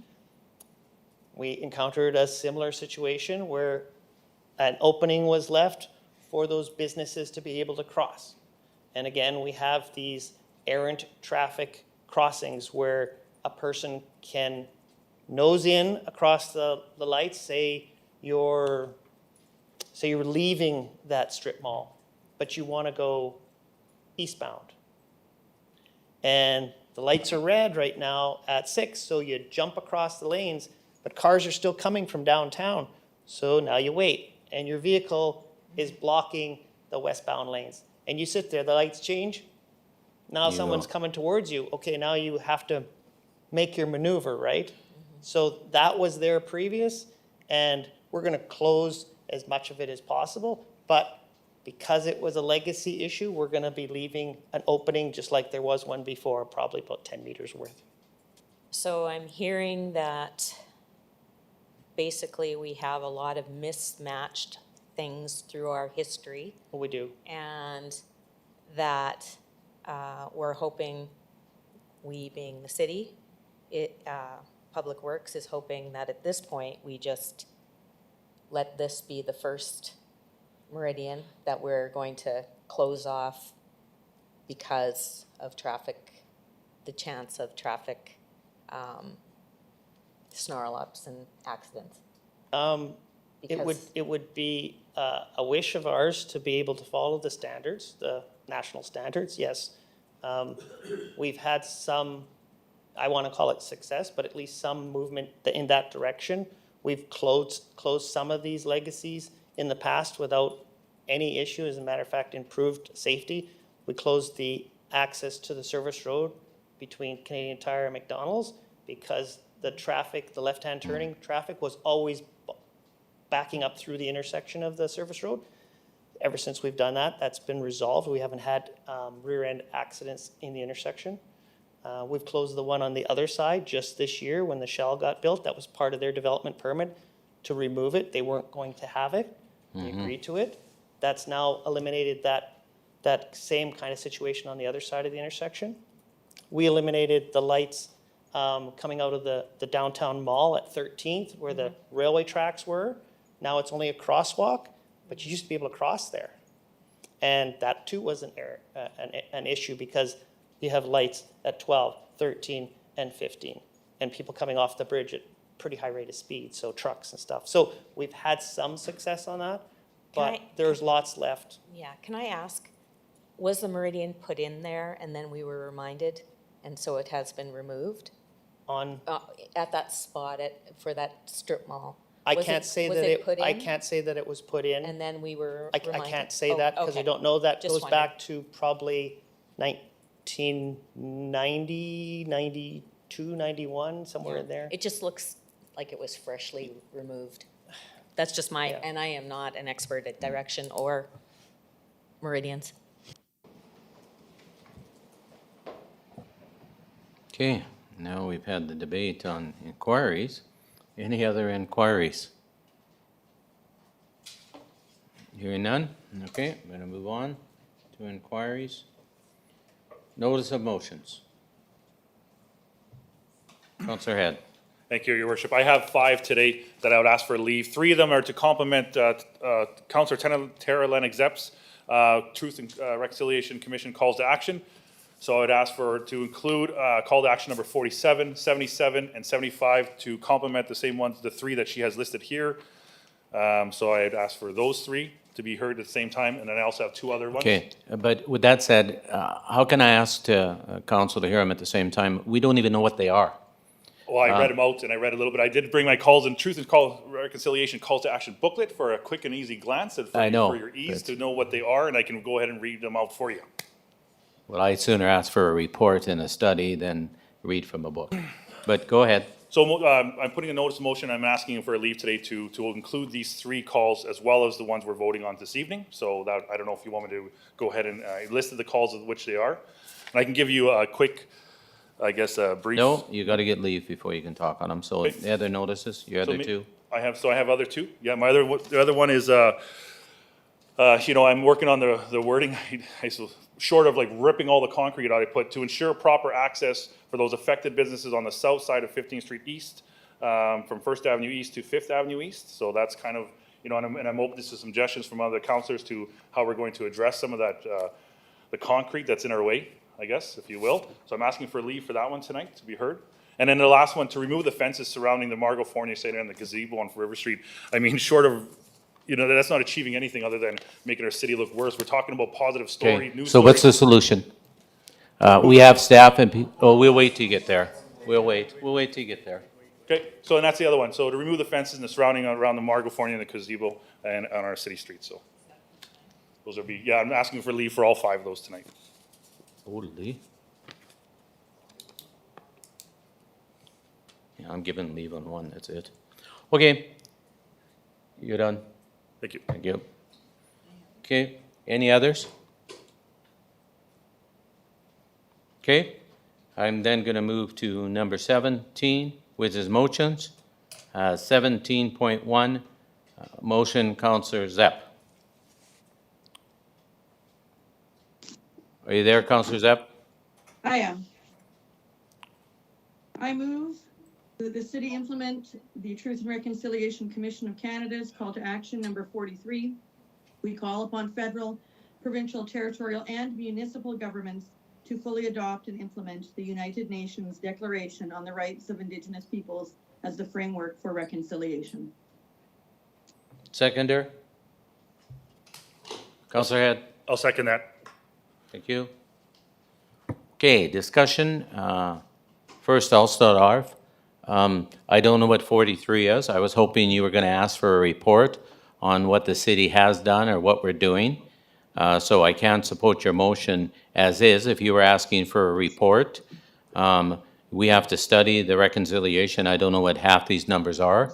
And I don't shoot from the hip and vote and approve things that I don't have knowledge of. So I cannot support your motion unless you retitle it and ask for a report, because I don't even know what 43 reconciliation is, and I'm not going to get someone to read it from a book because you have to get an interpretation. One thing when I did ask about them, there's 173 of them. Some belong in the federal category, some belong in provincial, and some belong in municipal. So I have lots of questions on all of them, and so I won't support them unless we're asking for a report, because I don't know what they mean, I don't have the knowledge, and I'm the first one to admit that I haven't studied them. And so before I make a decision, I'd like that information. So any other comments from councillors? Councillor Head. Thank you again, Your Worship. I have to say, this is the report. The Truth and Reconciliation Commission come up with a report in 2015, and I'm shocked to hear that you didn't read it in the last 6 years. 6 years it's been around. So yes, we should have implemented, and then we look at how we're going to address these calls of action. So that would be my ask. And it's unfortunate that you're not going to support it. I did read it, I didn't study it. 6 years it's been around.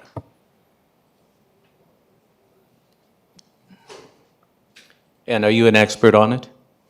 Just for my knowledge, because then I might listen a little more. Okay, any other comments? Councillor Zurikowski. Councillor Zurikowski. So this is a very important conversation Absolutely. that we've had a few times over the years.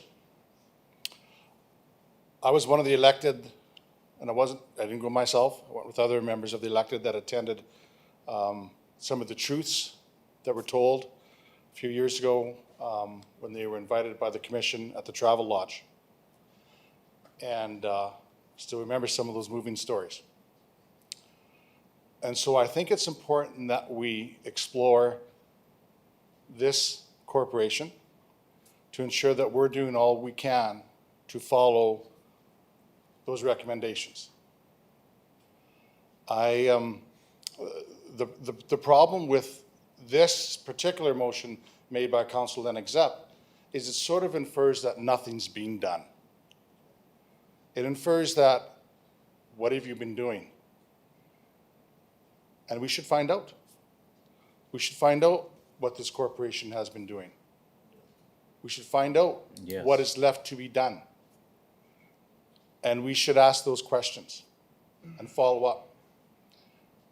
And I think that in order to get closer to a rich and meaningful calls to action, I think we need to have that conversation more frequently and more understandingly together. And rushing to, say, just implement it without engaging what that really means, without engaging that understanding, I think we'll fall short of a finish line that we should never cross. And so I'm supportive of these conversations moving forward. I need to find out what's been going on within this building so that we can ensure that there is movement in these recommendations moving forward. So let's find out. What have we been doing as a corporation? What's been done? What boxes are left to check off? And how can we engage our employees and our community to make sure that we are moving forward in a consultative, cooperative way so that all perspectives are heard and understood. So I need to find out, where are we as a corporation?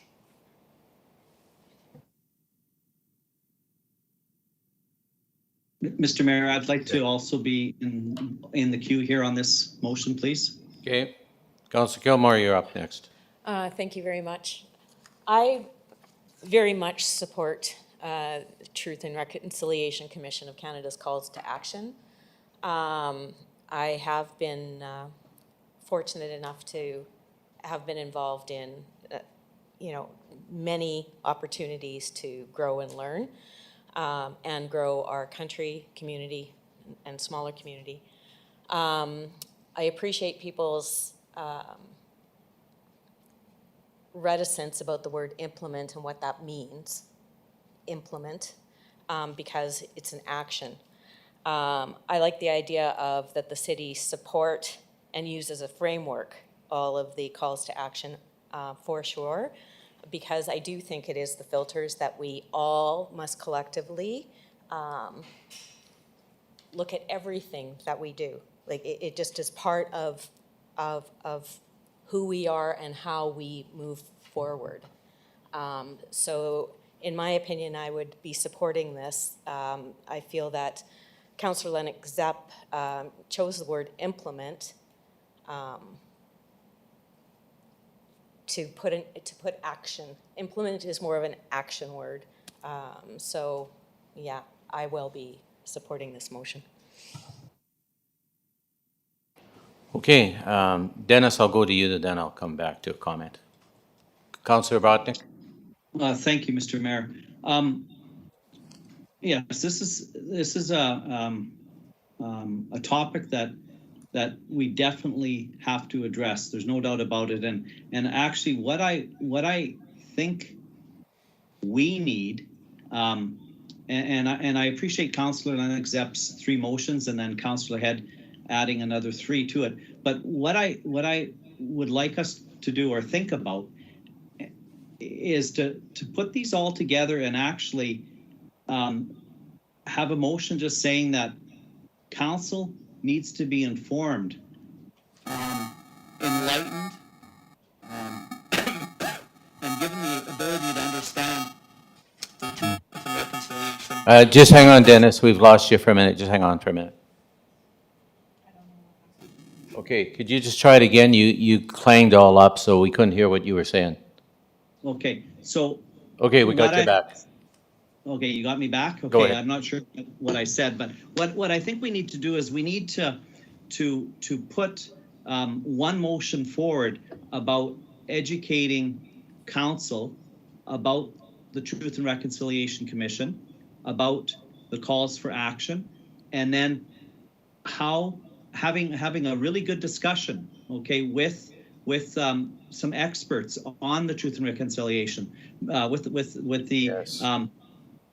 So that we can understand the impact that all of our decisions has on those 94 recommendations, or however many, I think there's 94 recommendations, on those recommendations. Like how does my decisions with respect to like a playground or whatever, it doesn't matter what it is, what impact does that have on Truth and Reconciliation, on the calls to action? Instead of just passing a motion like this motion here, is a great motion, there's no doubt about it, but do all of us understand the United Nations Declaration on the Rights of Indigenous Peoples? I don't think any of us know, or very few of us would know fully the impact that has on us as elected officials. And I think we need to look at all of these motions, including, as I said, Councillor Head's motions, notices of motion, and have a really good full discussion on the Truth and Reconciliation calls to action, and then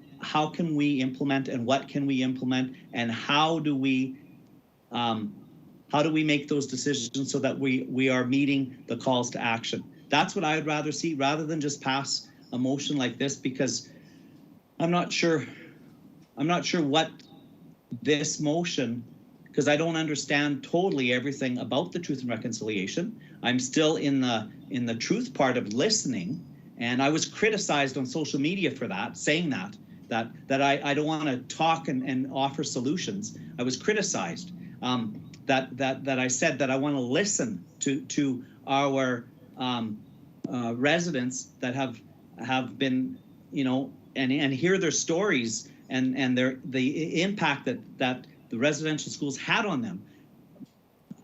I don't want to offer solutions right now because I haven't heard all of the stories. We need to listen and we need to fully understand. And that's what I think we need to do. So Councillor Lennox-Zepp, I understand what you're trying to do here. I get it and I appreciate it and respect it and agree with it.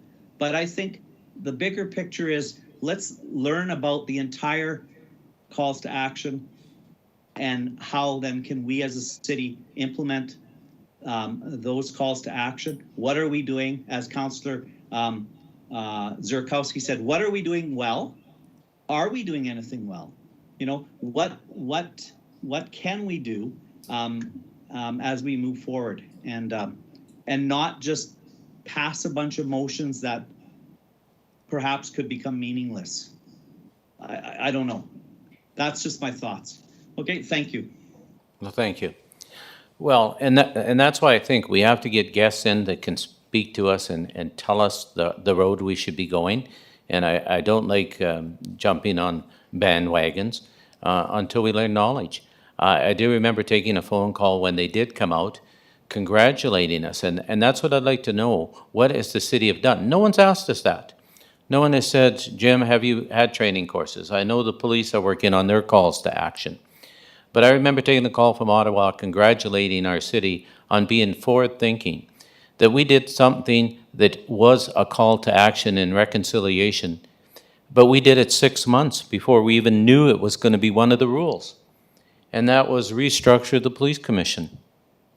Put Aboriginal people in leadership roles, just not token positions. Make them chairmen, vice chairmen. And so when this came out, they looked at us and called us and said, boy, you're way ahead of the scale, what you did with the police commission. You know, you've had the first Aboriginal chair, now the first Aboriginal female, and they're going to continue on those positions. So we now have Métis. We now have a representative of every part of our community on the police commission, except for youth. And so I was very proud when I took that phone call to say that, you know, you did something even before you were asked to do it. And that's why I think we have to study this document. And I find it interesting, you know, that, well, it's been out for 6 years. Well, I could challenge those people to say, well, what have you done in the last 6 years? You know, they've done nothing either. But I do believe that this is a very important part of our history and that we have to correct it, and moving forward that we have to get it right. And we get it right by listening and finding out the truth. And boy, I've heard some terrible stories. I'm actually ashamed of my generation before me. And we're going to correct it.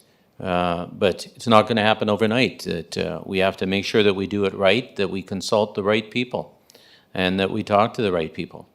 And so that's why I'm not prepared to support the motions the way it is, because it just says we're going to jump into it, and we don't know what the jumping into part is yet. So I'd sooner see a report on what have we done and where do we go from here than just, you know, she threw out 3, now he has 3 more.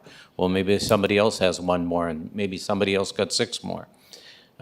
So I don't want to just jump at 1 and 2 or 3. Let's look at the document and say, where should we be? And ask the expert to come and speak to us and say, where should we be? Because we might be surprised on what we're thinking today isn't what they're thinking. You're better to go this route, you know, and education is the key. Okay, Councillor Miller. Thank you, Mayor Dion. I would like to really ask City of Saskatoon what they've done, and because I understand that they've done a really good job of what they've done. I know that we have a municipal cultural action plan since 2016. So I do know also that we do have the United Nations Declaration of Rights of Indigenous Peoples. Two people that are still in this room signed that Yeah, document. it's hanging up in It's there hanging up on the second floor by my office. by your office, Mayor Dion, and you were one of them. Yeah, And Councillor Zerkowski, you were another.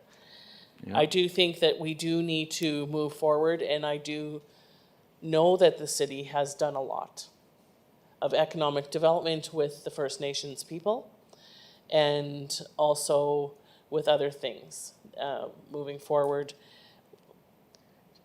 And moving forward together is very important with a lot of understanding. Yes. And I know that we need, each side needs a lot of understanding going on, a lot of, both sides.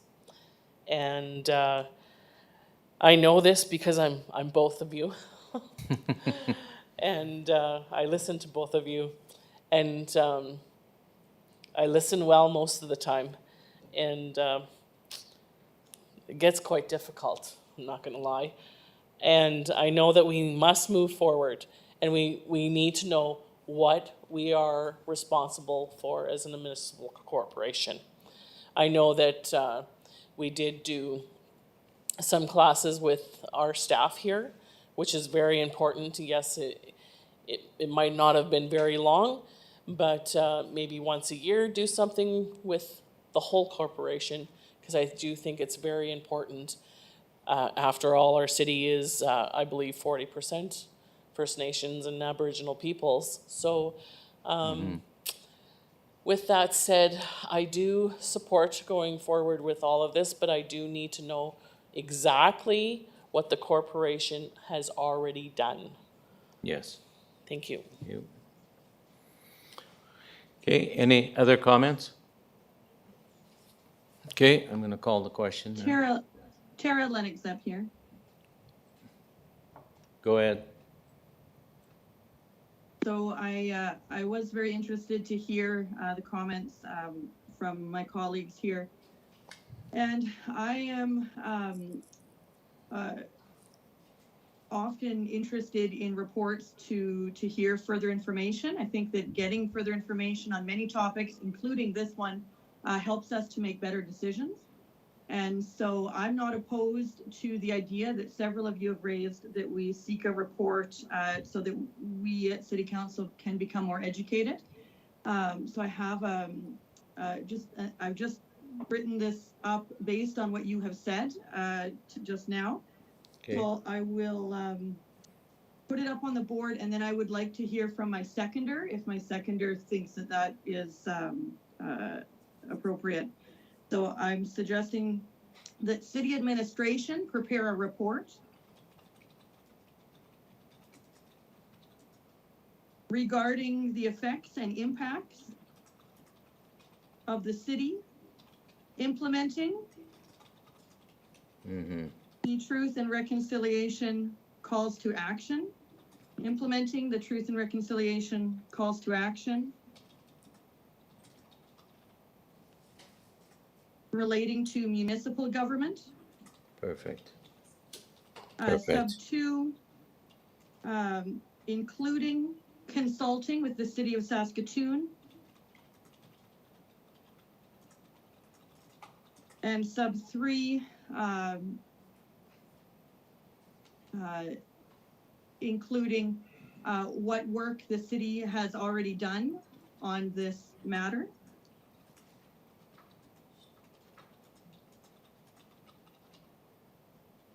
So I guess first I was hoping to hear from my seconder on the thoughts of making a report before. First, could you add one more? I would like to also add that we consult with the Grand Council. They're our government here, and I believe they should be part of this Truth and Reconciliation exercise. If you don't mind. That makes perfect sense. So I think on the sub 2 is where I put including consulting with the City of Saskatoon. Yeah. Then I think I'd do another sub including consulting with Prince Albert Grand Council. And also, I wonder if it's all, and I don't know, but it might be appropriate to also add Métis governance. Prince Albert Grand Council and Métis governance. Are they part of reconciliation? Yep. Yes. Okay, good, Yes. Yep. No, it's Good. a Good. Indigenous. Yeah. good. Well, because they got to be part of it. So Okay, then I think I would, I think I would want to know what my seconder thinks about seeking a report before pursuing the specific calls to action as listed. oh, sorry, hang on. Green at the bottom. Sorry, I killed.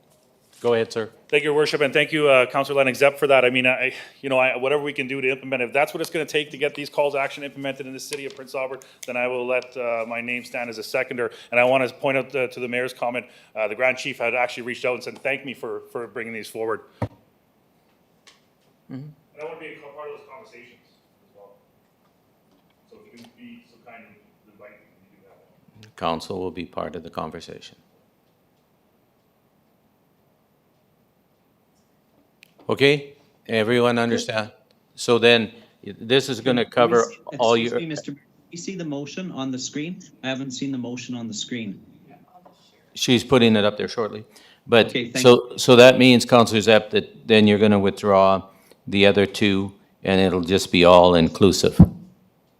That is my intention, and then I had a couple of comments, but for closing, whenever closing is. Okay, seeing that you were courteous enough to change and give us that opportunity, I will be supporting your motion. Okay, I think something might be missing, one line stating including consulting with Prince Albert Grand Council and Yeah. Métis governance. there it Okay, is. thank you. She just didn't scroll it up. No, right there. Okay, now, Councillor Brodnick, you had a comment?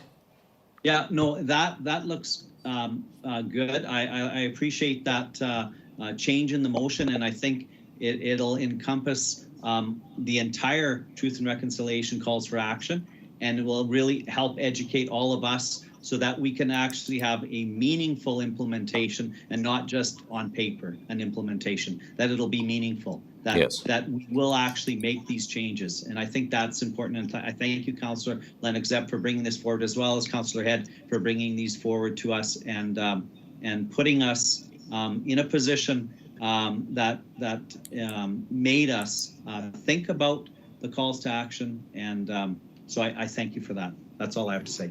And I have a meeting with the Grand Chief on the 26th, and I'll be putting this on the agenda. Okay? You ready for is it prompt? If I could just close. Okay, go ahead. I appreciate what the dialogue we've heard tonight. I think it's the beginning of a long discussion that I think we'll be having at council after this report. And these calls to action, as Councillor Head pointed out, I just have to echo what he said. These calls to action were published in June of 2015, and it is now 2021. And I was elected on council in October of 2016, and this is the first time that we're looking specifically at the calls to action. I applaud the city for some actions that we have done in the past, and that has occurred often through administration. It's not always through council. Sometimes, for example, the educational session, there was a half-day educational session for the employees of the city approximately last year. And that was something that was developed through administration, not something debated or discussed at council level. And both are important. Administration level and the decisions that we make at council level on these topics both really matter. I do believe that we as a city are going to improve on even further work on reconciliation. And it is so important. It is so important in this city, in this beautiful, wonderful city, that we do the work and that we do it well. And I really want to thank the words that I heard from my colleagues tonight. I think it's very important for all of us and all of the people in our city. And I especially want to commend Councillor Head for his very impactful words last meeting. that made me want to do better, that made me want to improve, and I can improve. There are so many ways that I can improve on truth and reconciliation, and his words impacted, I'm sure, all of us at council. And for me, that is why I placed these items on the agenda. So thank you for that. Okay, I'm going to open the question. The question's now open. Councillor Zepp, Yes. Councillor Brodnick. Yes. Thank you. It passed unanimously. So thank you, all members of council. Accept. Okay. So you had 3 other ones. Are you withdrawing them and putting them in this bundle as well? Well, I'll leave them on the. I am. No, I'm talking to Councillor Head. He had made that he wanted 3 items added to yours. So, Councillor Head. Thank you, Your Worship. No, I'll leave them for next meeting's motion. I don't want the conversation to disappear, so I'm going to leave. I won't ask for leave tonight on them, but I'll leave them in our agenda item for next city council meeting. But the other 2, I will ask for leave tonight. So you don't want us to work on those 3 till you get your motion passed in another month? I'm comfortable leaving them in our minutes in our agenda for the and I have the option to withdraw them next meeting. Fair enough? Is that right? Okay. There you go. So I'll do that. Okay. And the other ones I'll ask for leave today. Okay. No. So Councillor Zepp, you're not proceeding with 17, with 2 and 3, correct? That is correct. It's all covered in the first one. That's correct, and Yeah. as I understand the procedure bylaw, we would expect that report within 90 days. Yeah. It'll be sooner than that. Okay, thank you. So that deals with the motions on the table. Now, we have some people that are going to ask for a notice to hear their other motions tonight, so we'll ask for a motion from Councillor Head to hear. He has 2, so he has to do them separately. His first item that he'd like to hear tonight.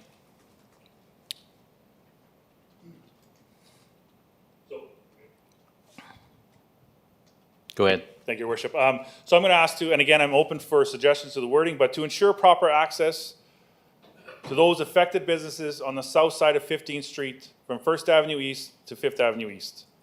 So I'd like to see to ensure proper access, to ensure they have access. Well, to help the department, what is proper access is what they have today. Yeah. Eastbound and westbound traffic. So whether we put a meridian, where we cut into that concrete. He's not speaking. Oh, okay. My Okay. intention for proper access, thank you again, is to see whether we put brakes in the concrete to allow an in traffic and an out traffic, both eastbound and westbound lanes to access the south side of those businesses would be my preference. Okay. So I just want to get their report correct. Okay. Councillor Zierakowski? Oh, first, yeah, sorry. So that's a motion. So you're asking for a motion for it be leave to be granted? Yes. Okay, thank you. Do we have a seconder? Mr. Mayor, these should say east. Yes, thank you. Okay, Councillor Zierakowski. I'm looking for a seconder for his leave. Yeah, You're yes? Okay, and you want to speak? yeah. Go ahead. So, About leave. You can't speak about the subject. So it's only about leave. You can't speak about the subject till leave is granted. so. I'm I getting think ready it's to a mute really- you. Here we go. I think it's really important that we deal with this matter tonight because we've shared our concerns and we've heard from Public Works as well. And I think it's important that we find a way to improve access to the businesses, and options should be presented to us to improve what is currently out there. And I'd like to see options presented to us so we can take a look at them. Okay, so what we're going to vote on is leave has been requested to hear Councillor Head's motion tonight.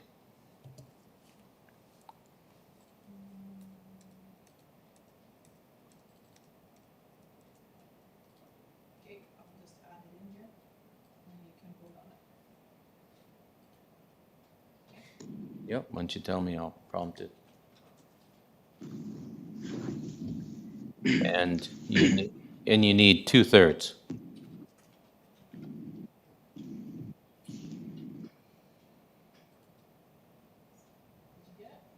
Okay, just wait. Yep. Okay, the vote is open.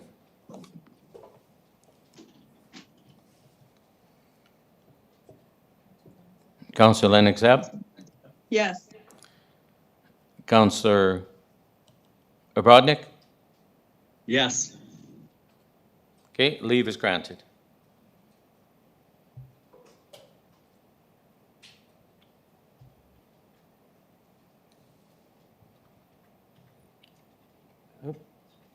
I need you to shut it off. Can I get the exact wording? I want to make sure I got the exact wording. We'll ask him to confirm it.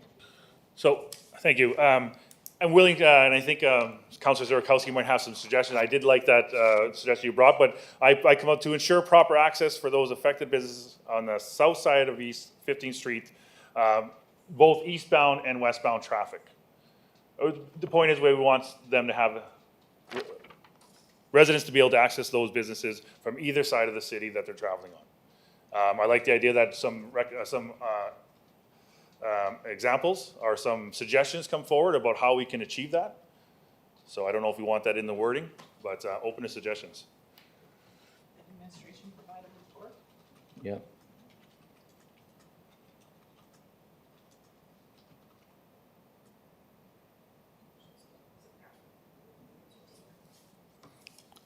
Okay. Councillor Zerikowski. Thank you. So if I may offer a couple of thoughts to my colleague. Proper, as we've heard tonight, means something different to many folks in the room. So I think, looking at the previous vote to deal with this item tonight, what we're looking for is improved access and something different than what's currently out there. That may be one of the options that's presented to us, but I'd like to see 2 or 3 options, 1 or 2 additional alternatives to what's out there at our next executive meeting so that we can have a discussion on it. And I think if I could suspect that's the intent, and give administration a fair time to come back with some options to improve that access, because proper means something different to others.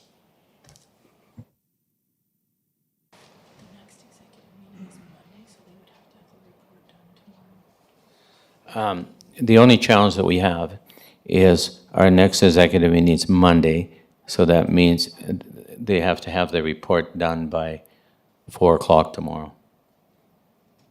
So that's the only challenge.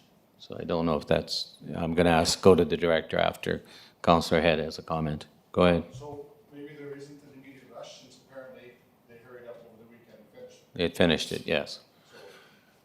Yeah, no, I wanted to see it sooner than later because of the work is being done. We want to kind of get ahead of that, but I guess if it's done over the weekend, well, there's not much I Okay. guess we could do at this point until we get that report. Okay, just so you know that. Okay, Councillor Edwards. Thank you, Your Worship. I'm going to support the motion, but I'm going to make some comments. And I understand that administration is doing what they believed is the safest way to do it. And I understand that completely. But what I also understand is history proves that if you restrict accesses to the businesses, council, not just this one, but previous councils will change that. And that's what's frustrating to me, is knowing that the big red flag is going to be waving on this, it should have been discussed previously. And for all the right intentions, I understand it. I just know that this is now falling on council, because now it's going to be an expense to cut this road out. And we got to make that decision whether we're going to spend that money to cut part of the road out, and I believe this could have been prevented, because history proves this is gonna be a debate.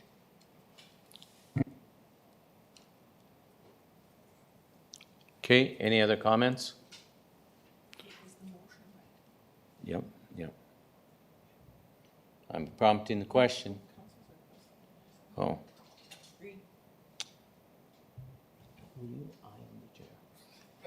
Thank you.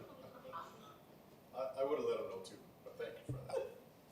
Councilor Zierakowski. Thank you. It's not your motion, but go ahead and say what you want to say. I just want to confirm, is the work completed? I saw them working over the weekend. I saw them working Thursday, Friday last week. I'd like to Yes. hear, is it completed? Because if they're still out there pouring and shaping on concrete, then there's more of an immediate need to stop. I think we need to do a full stop, but is the work completed now? Shut your mic off, please. I need you to You gonna shut your turn mic that off. on? Yeah, Okay. I need you to shut off. Go ahead, Director. I do thank you very much for that question, because I really was hoping I'd get an opportunity to ask some of council. Not all the work is completed. The medians between the two intersections from 4th to 5th are done. But from 4th heading to 1st, the protected turning lane into PV Mart and the turnaround, the U-turn lane have been completed. Now, regardless of the options that we bring forward to council, there needs to be at least the protected turning lane into PV Mart. So I would hope, knowing that that median between 4th and 5th is already installed, any options that we bring forward, including if it's removal, we can still remove it. But at this time, I would hope that we could continue at least with the paving, and that protected turning lane into PV Mart, because if we put this on hold, we are in a construction zone. The residents and the businesses have had to put up with the construction, one lane in each direction, for quite a long time now, and we are mid-August, so any kind of real delays here, if it's several weeks, we could lose our season and not be able to complete, because there's a lot of asphalt to be put down. So to answer your question again, all the concrete isn't complete. There's still the medians west of 4th to protect the turning lane and the U-turn. We do have some, yes, so if you're heading eastbound, protected turn lane into PV Mart, that's not finished. And some of the curb on the north side isn't finished because the power and natural gas and telephones, their lines had to be removed. So that's the curb line, so that shouldn't impact the median. And then the paving, some of the second lift is on, but not all of it. There's 3/4 of the second lift still needs to be installed. So I would hope that council would allow us to continue working on that stuff. And if the option comes up and council says to pull out that median somewhere between 4th and 5th, then it'll be torn out and we'll make the repair. But just, there's a lot of things on the line, including PV Mart, because we did promise it would be done before the end of August. So they can open. Okay. So thank you for that information, the director. There's never anything wrong with asking for more information. Again, we hear that, learn that continuously. So here in those two locations, I don't think that impacts our discussion and concerns that we've heard today. So me speaking, I think it's okay to move forward. So when I say full stop, I don't think that's included into that category. It doesn't seem to impact negatively access to the businesses. So I'm okay with that. And the motion doesn't stop it either. No, and I'm okay with that. And I guess, so thank you for that. So back to the motion then. I guess, my goal over the years has always been try to do more good than harm. And maybe in the rearview mirror of history, we'll say this council made a mistake. But here today, this week, this month, this summer, I'm interested in other options than what's out there currently. A final question to the director, if I may. Is it unfair to ask for that report this week? Or is that something that you're, You can't do that. I'm the chair of the is there committee. something is there additional information that you'd like us to get in our hands quickly so that we can deal with this? Or is it more prudent to wait until the next executive cycle? I'm gonna do whatever we can to get it as quickly as possible. Okay. But, as the mayor said, like, Sure. to make agenda review is the next day and Wednesday's agenda review. For sure. So, Tuesday. my surface Tomorrow's works the agenda manager review. and traffic side, because the traffic lights are involved here, all of that sort of thing, we're gonna have to price out the options that you want to see, like, what would it cost to remove the medians? Just the removal alone, there's a dollar value in play. Trying to create some kind of a opening or another U-turn halfway down where we've left a small area for some grass and trees, which was a Saw that. request Yeah, saw from that. council in the past to try to do that on So the- boulevards. So the answer is no, we need some It would time, be- it's it not would gonna be- happen for next week. It would be a poor report, it wouldn't be full. Good. Okay, thank you for that. So I'm okay with the motion as it stands, and looking forward to all the information so that we can make an informed decision.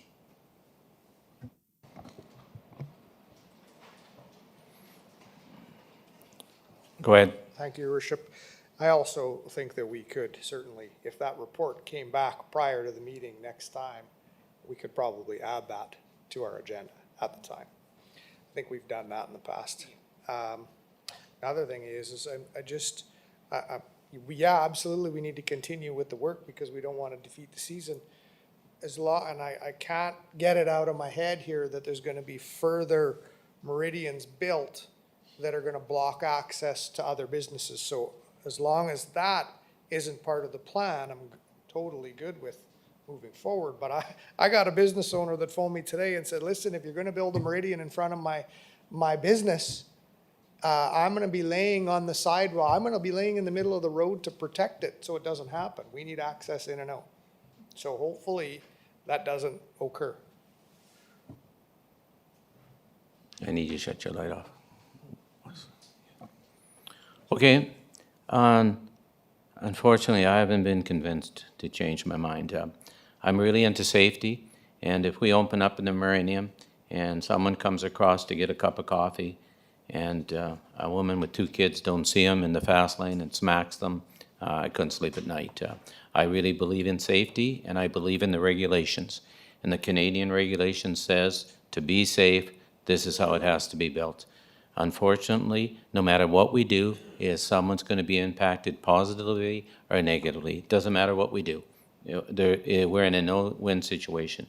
But at the end of the day, I travel that street all the time, and I know there's 29,000 cars a day that go that way. And I couldn't sleep at night if someone was turning to get a cup of coffee and smacked and got a woman and a couple of kids. I couldn't sleep, and so I'm not going to budge because I look at the long-term implications. And so unfortunately, I will not change my stand. I believe in safety, and I believe that the 29,000 vehicles that pass there a day are going to appreciate what we've done once it's open.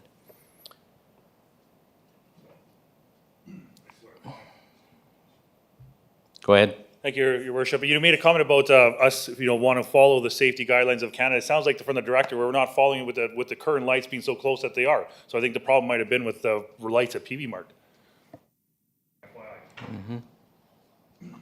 Okay, I'm prompt in the question.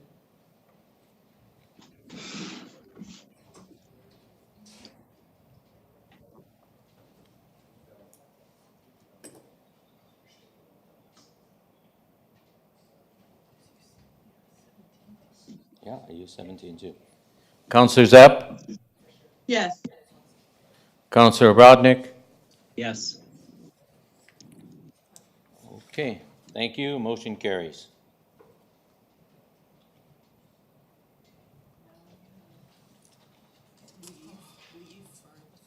Oh, no, we have a leave. Okay, a request for leave. That's what you're requesting. Yes, I say.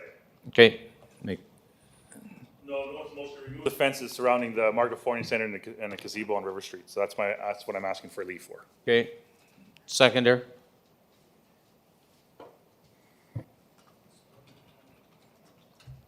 Councillor Miller? Yes, I'll second the motion. Thank you. Everyone understand what the motion is? Oh, you gotta put it up, sorry.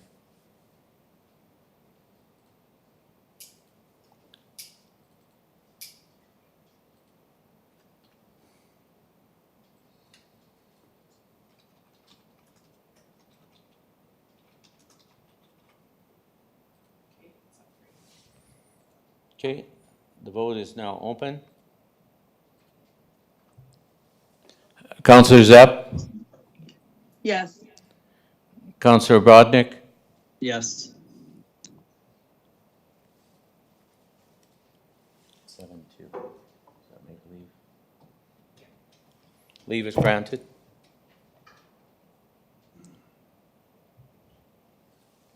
Councillor Head?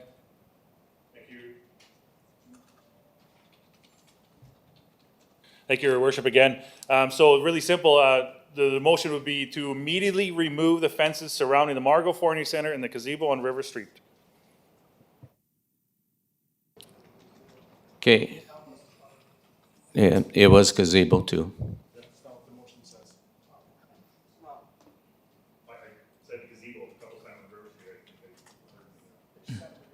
No, I know. Okay, do we have a seconder? Oh, Councilor Miller. Go ahead. You're up. I supported leave for granting today. My comments are to process. The motion that we voted just a moment ago on the screen was the Margot Fournier Center. Yes. The vote took place, and now to add the gazebo afterwards is not the process that we agreed to. That's out of order. Leave was granted to deal with the Margot Fournier Center, period. The one up there, we all placed our vote. Whether you're in favor or not in favor, it doesn't matter. It's out of order to add it after the vote.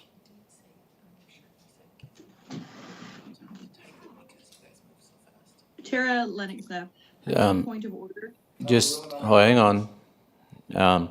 The clerk said that she was, that we moved so fast, she was typing it, and that we moved too fast. So, can I be heard, please? Yep. I understand that. That's fine. That's the way some things happen. But it was The fact motion. is, it wasn't up on the screen. The motion that we voted on dealt with the Margot Fournier Center only. If we want to deal with the gazebo, that's fine. That's fine. But it's out of order to add it now after the vote. And I'd like a ruling, please, before anybody else speaks. Okay. No, well, I acknowledge you and I agree. Councillor Zepp? Sorry, this is a comment on the same point of order that Councillor Zurkowski raised. I just wanted to note that Councillor Head did state Margot Fournier Center and gazebo when he put forward his notice of motion earlier in the agenda. And so I think, to me, the question is, what is the authority? Do we fall back on what he verbally stated at when he laid out his notice of motion earlier on the agenda? Or is it what's written on the board? It's what's written. It's what's written on the board. That's what we're voting on. I guess my comment then is just that he did do, his, what he is supposed to do, which is he read his motion verbally during notice of motions. And then my question is, every time we do leave to seek leave, should we be writing out the exact wording of that leave, or do we summarize it as our past practice has been? You only summarize it because you got to get leave, so you can't get it corrected till the motion. Mr. Mayor? Yes, Of go ahead. information. I think it's the intent. And the intent by Councillor Head was to include both, even though there was an error, and we voted on only on the Margot Fournier being on the screen. But I think when we look at the rules, and I understand Councillor Zurkowski's point, but I think the intent was that we're voting on giving leave to consider the removal of the fence around both. So therefore, I think it's okay to include that in the motion now, is that we are considering both. No. Because the intent was there. It's a clerical error, not a misinformation or something, or changing the motion. It was a clerical error, not Thank you. a change in the motion. I'll withdraw mine. You'll withdraw yours? Okay, and I was going to rule that he did say it. Okay, so discussion. I'll start off. I will not be supporting the motion No, did we get, oh, seconder. Yeah, I thought Councillor Miller seconded. I will not be supporting the motion because there's no solution up there. The fence went up at the Margot Center the day we went there and seen the action that was going on, and a senior was walking by to get to the Heritage Center, which she has the right to, and someone got up off the grass, ran, and stole her bag. So everyone has, it's not the answer. And I agree, and I told you when it went up there, it's not the answer. The gazebo. We did such a beautiful job on that gazebo. We've already had to repaint it, and if you go back up there again, it's been damaged again. So is the fence the answer? No. It's a short-term solution. But I want to hear a solution from Councillor if they want my vote, and they don't have it, because I am going to protect the staff, the people, and the seniors that use the Margot Fournier Center. Have some respect here. That's who we're talking about. Have respect to the people. They have the right to go into our facilities and feel safe and secure. And if you want to be counted, let me know. And if the motion passes, I will be arranging a meeting with the 300 seniors at the senior center, and you come and explain why the fence came down and what the solution is going to be. Because all I've heard is, I haven't heard a solution, and that's why I'm not going to change. No one's got up, take the fence down. Well, what's the solution? What is going to stop and protect the staff, the users, and the seniors that use that building?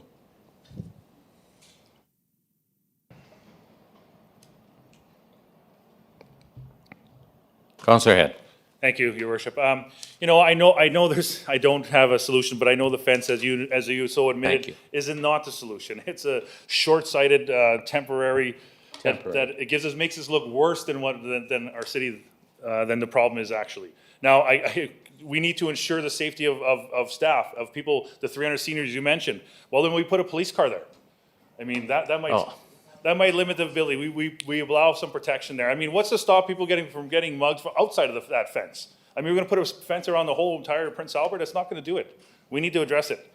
And so whether or not, you know, this motion is not necessarily to address it, but it is sending a message when that fence is. I can't tell you how many calls of people give me, sending me pictures like this is what we're doing. This is our solution, putting up a fence to limit people to have access to that. And that's not the solution. So I want to see that those fences come down, and maybe offer discussions about how we provide more safety. Maybe at the police commissioner board, we hired or engaged in this proactive policing. I would say then that would qualify for that, potentially. Again, I'm not part of those discussions or those meetings, so I wouldn't know. All I know is that the residents have given me, have asked me a clear message to, it's unacceptable to put a fence there, and what are we doing as a city? Well, the people that have contacted me have applauded. They said, we'd sooner have that fence there than the activities. What's going to happen is I'm publicly going to show the pictures of what made that fence go up. And then you're going to be ashamed of our city, that this could go on in our downtown core. And that's why I get so frustrated. Is it a solution? I said no. Is it a temporary solution? It is. As soon as the weather changes, the fence will come down again because they won't be doing that. But people have the right to walk our streets and be safe. They were not safe there. That's why, and if you notice, you might as well complain, we put a fence up on the other side. Because what happened, we had another ugly incident with a senior trying to get in there, being accosted by a homeless person. That is not right. And how much more money are we going to put in the gazebo? Say to the department, well, here's another 10,000 painted every week. And then let alone the staff that have to clean up some of the things that I'll show you pictures of. And that's more embarrassing to me than those fences. Councillor Edwards. Thank you, Your Worship. I'm not supporting the motion. I just heard comments of short-sighted, makes the city worse, give people free access to urinate and defecate right there, free access to use needles and drop them right there. It's not right. That the employees are scared to go in and out of work. And that's not right. You need to protect, we need to protect our employees of the city. And if a fence, I don't like the look of the fence because of whatever color it is and it's a snow fence or what, you know, is it right? No. Is it the absolute solution? No. But like we've heard, there is no direct solution. But if we can keep the city employees safer, I'm all in. Because right now, around the Margot Fournier is terrible. It's terrible. Number one, they don't feel safe. They shouldn't have to see people just peeing on the walls right there. They don't have a home, I get it. There's organizations that are supposed to be out there working with these people. They don't have a home, I understand. Some of them don't want a home. Yes. They don't want a home. So what do we do with those? What do we do with those people? I don't have that solution. But if we offer help and they say, hey, I'm good, but it's not good. It's not good to be able to stand there and just defecate right there. That's not right. People don't need to see that. So there needs to be a big solution here in our city. I hope the meeting that we're going to have helps, and I hope we have that very soon, because the organizations that are working with some of these people, I don't know whether we're doing our job there. I don't know. I know that bringing water and food all of the time, they need to have that, but do they need to have it on the riverbank right there? They don't, but we continue to bring them that and enable people to do that. Here we are, we're bringing it, they can stay there, it's okay to harass people, it's okay, but it's not, in my opinion, it's not okay. But a fence helps our employees in the short term. You talk about short-sighted. I want to protect those employees that walk through. And if we can't protect them, then let's get rid of that building totally and protect them in a different area. I'm ready to do that. Maybe that's the answer.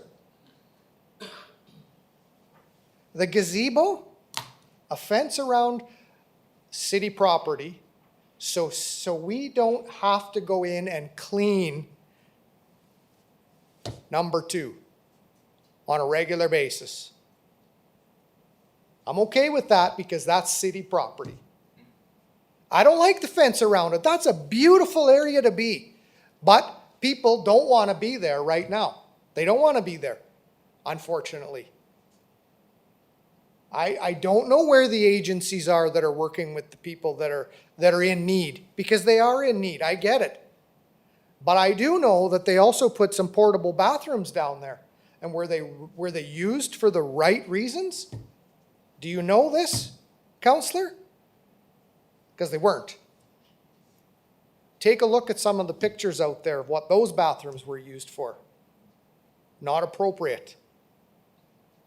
So again, we stand in this room. Do we have the solutions? No. But at a cost to protect the gazebo? Absolutely. At a cost to protect the employees of the city? 100%.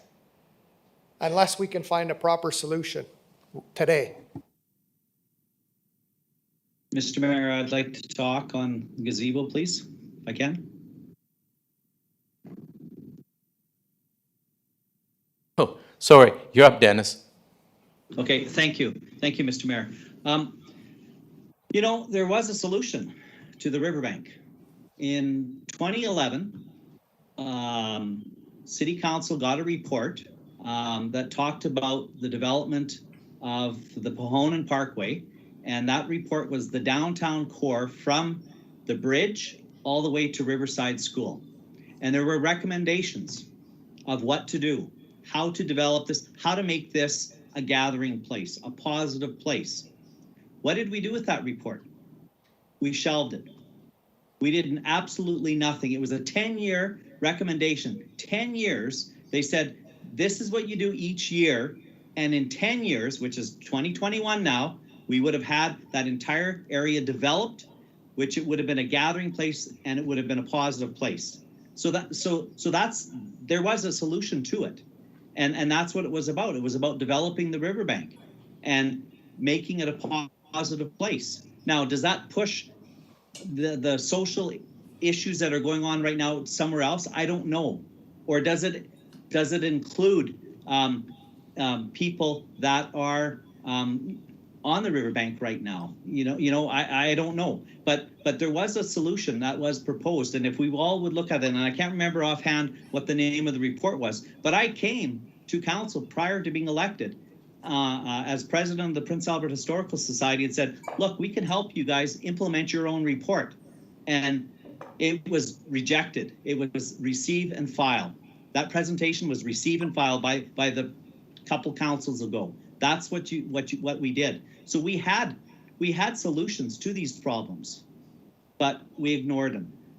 And maybe if we go back to that report and look at that report, how can we make some changes to that particular area so there isn't the vandalism, there isn't the social issues problem that we're seeing right now? Thank you. You're welcome. Councilor Miller. Oh. Okay, you're up again. Thanks, Mayor Dion. So I received a phone call while I was on vacation at the lake about the fences. I'm quite embarrassed about the fences, actually, to be honest. It makes our city look absolutely poor. Poor. And how we deal with solutions is absolutely wrong. I don't know how much it costs. Somebody asked me how much it costs for fences. I have no idea. $500. I don't know. I do talk to the Heritage Center people, the seniors, and I understand why it's around there. I get that. As for the Margot, as a city, why don't we open up the Margot Fournier Center, the gym? We have security. We employ them. And I would like to know, I don't know this, how many times has our city employees actually phoned the police that they felt threatened? I don't know that. And we could use it also for a cooling off station like other bigger centers do. I know we're not a huge center. I know that we're not Saskatoon or Regina, but I do know that Saskatoon and Regina do have open facilities for a cooling station. Washrooms.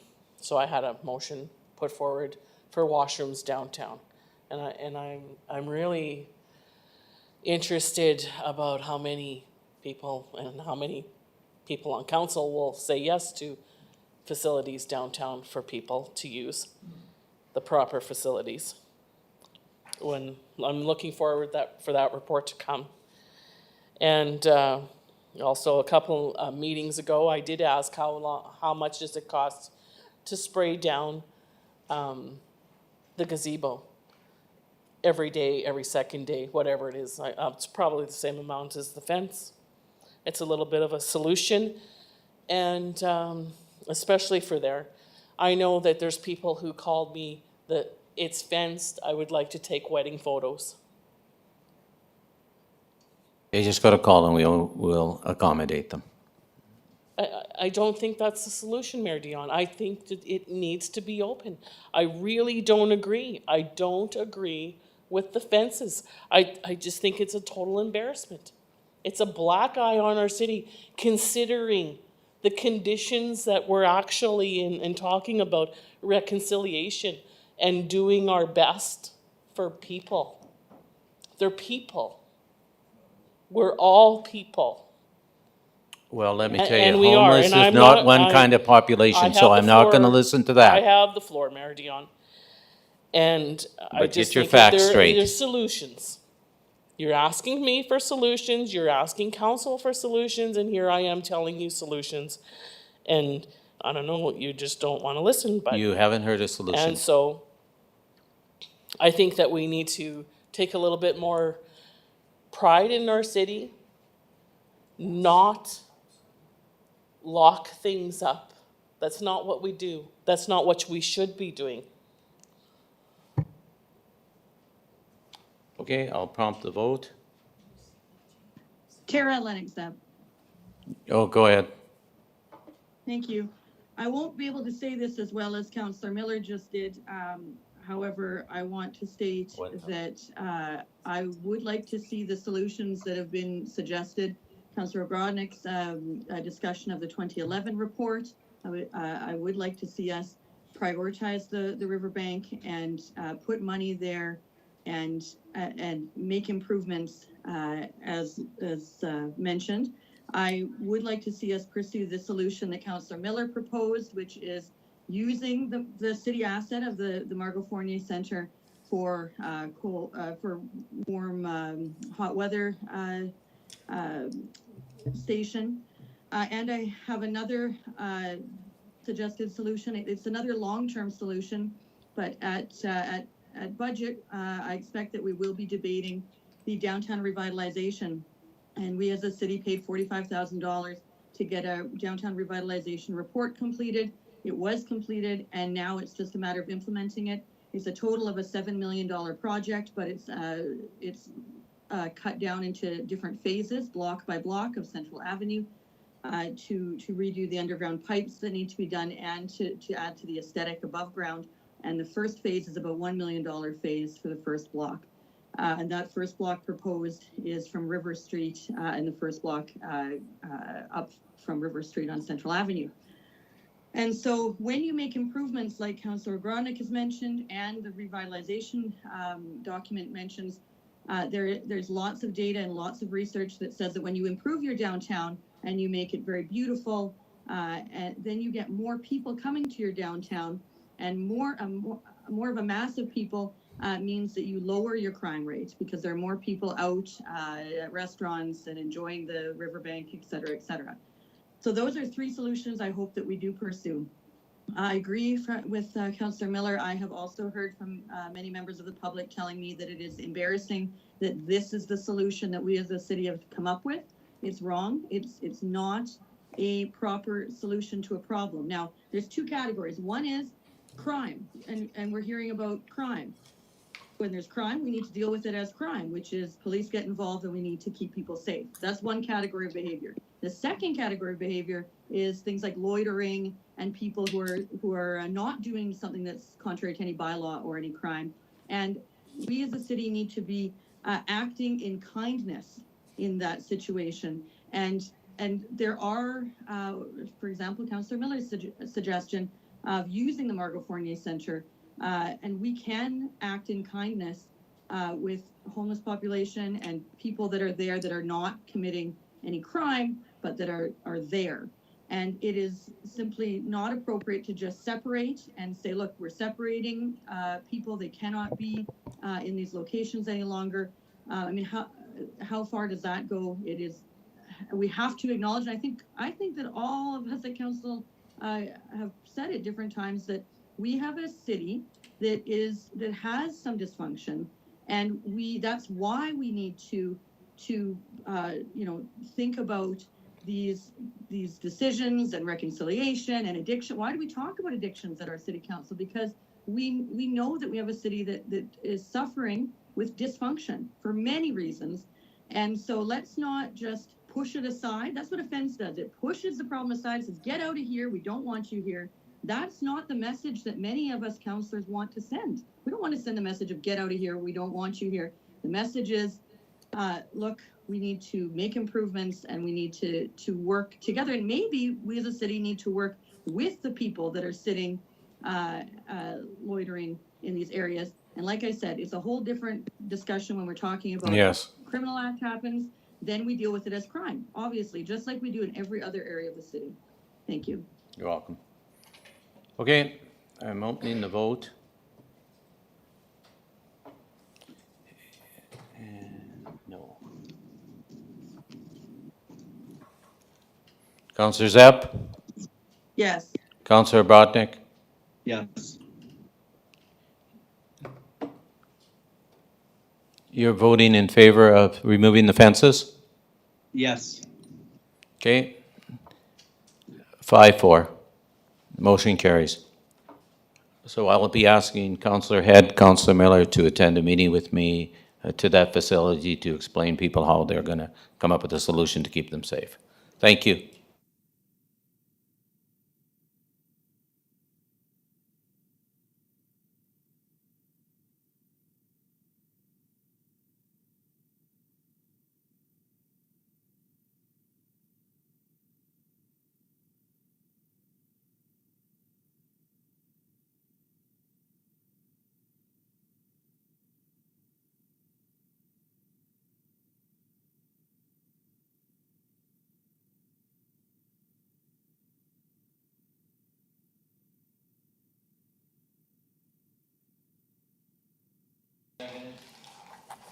Anybody second?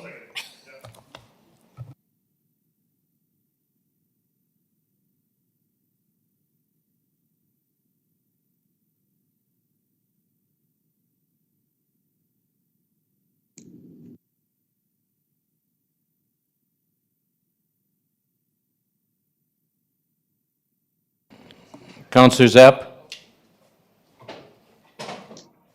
Yes, to adjourning. Counselor Brodnick?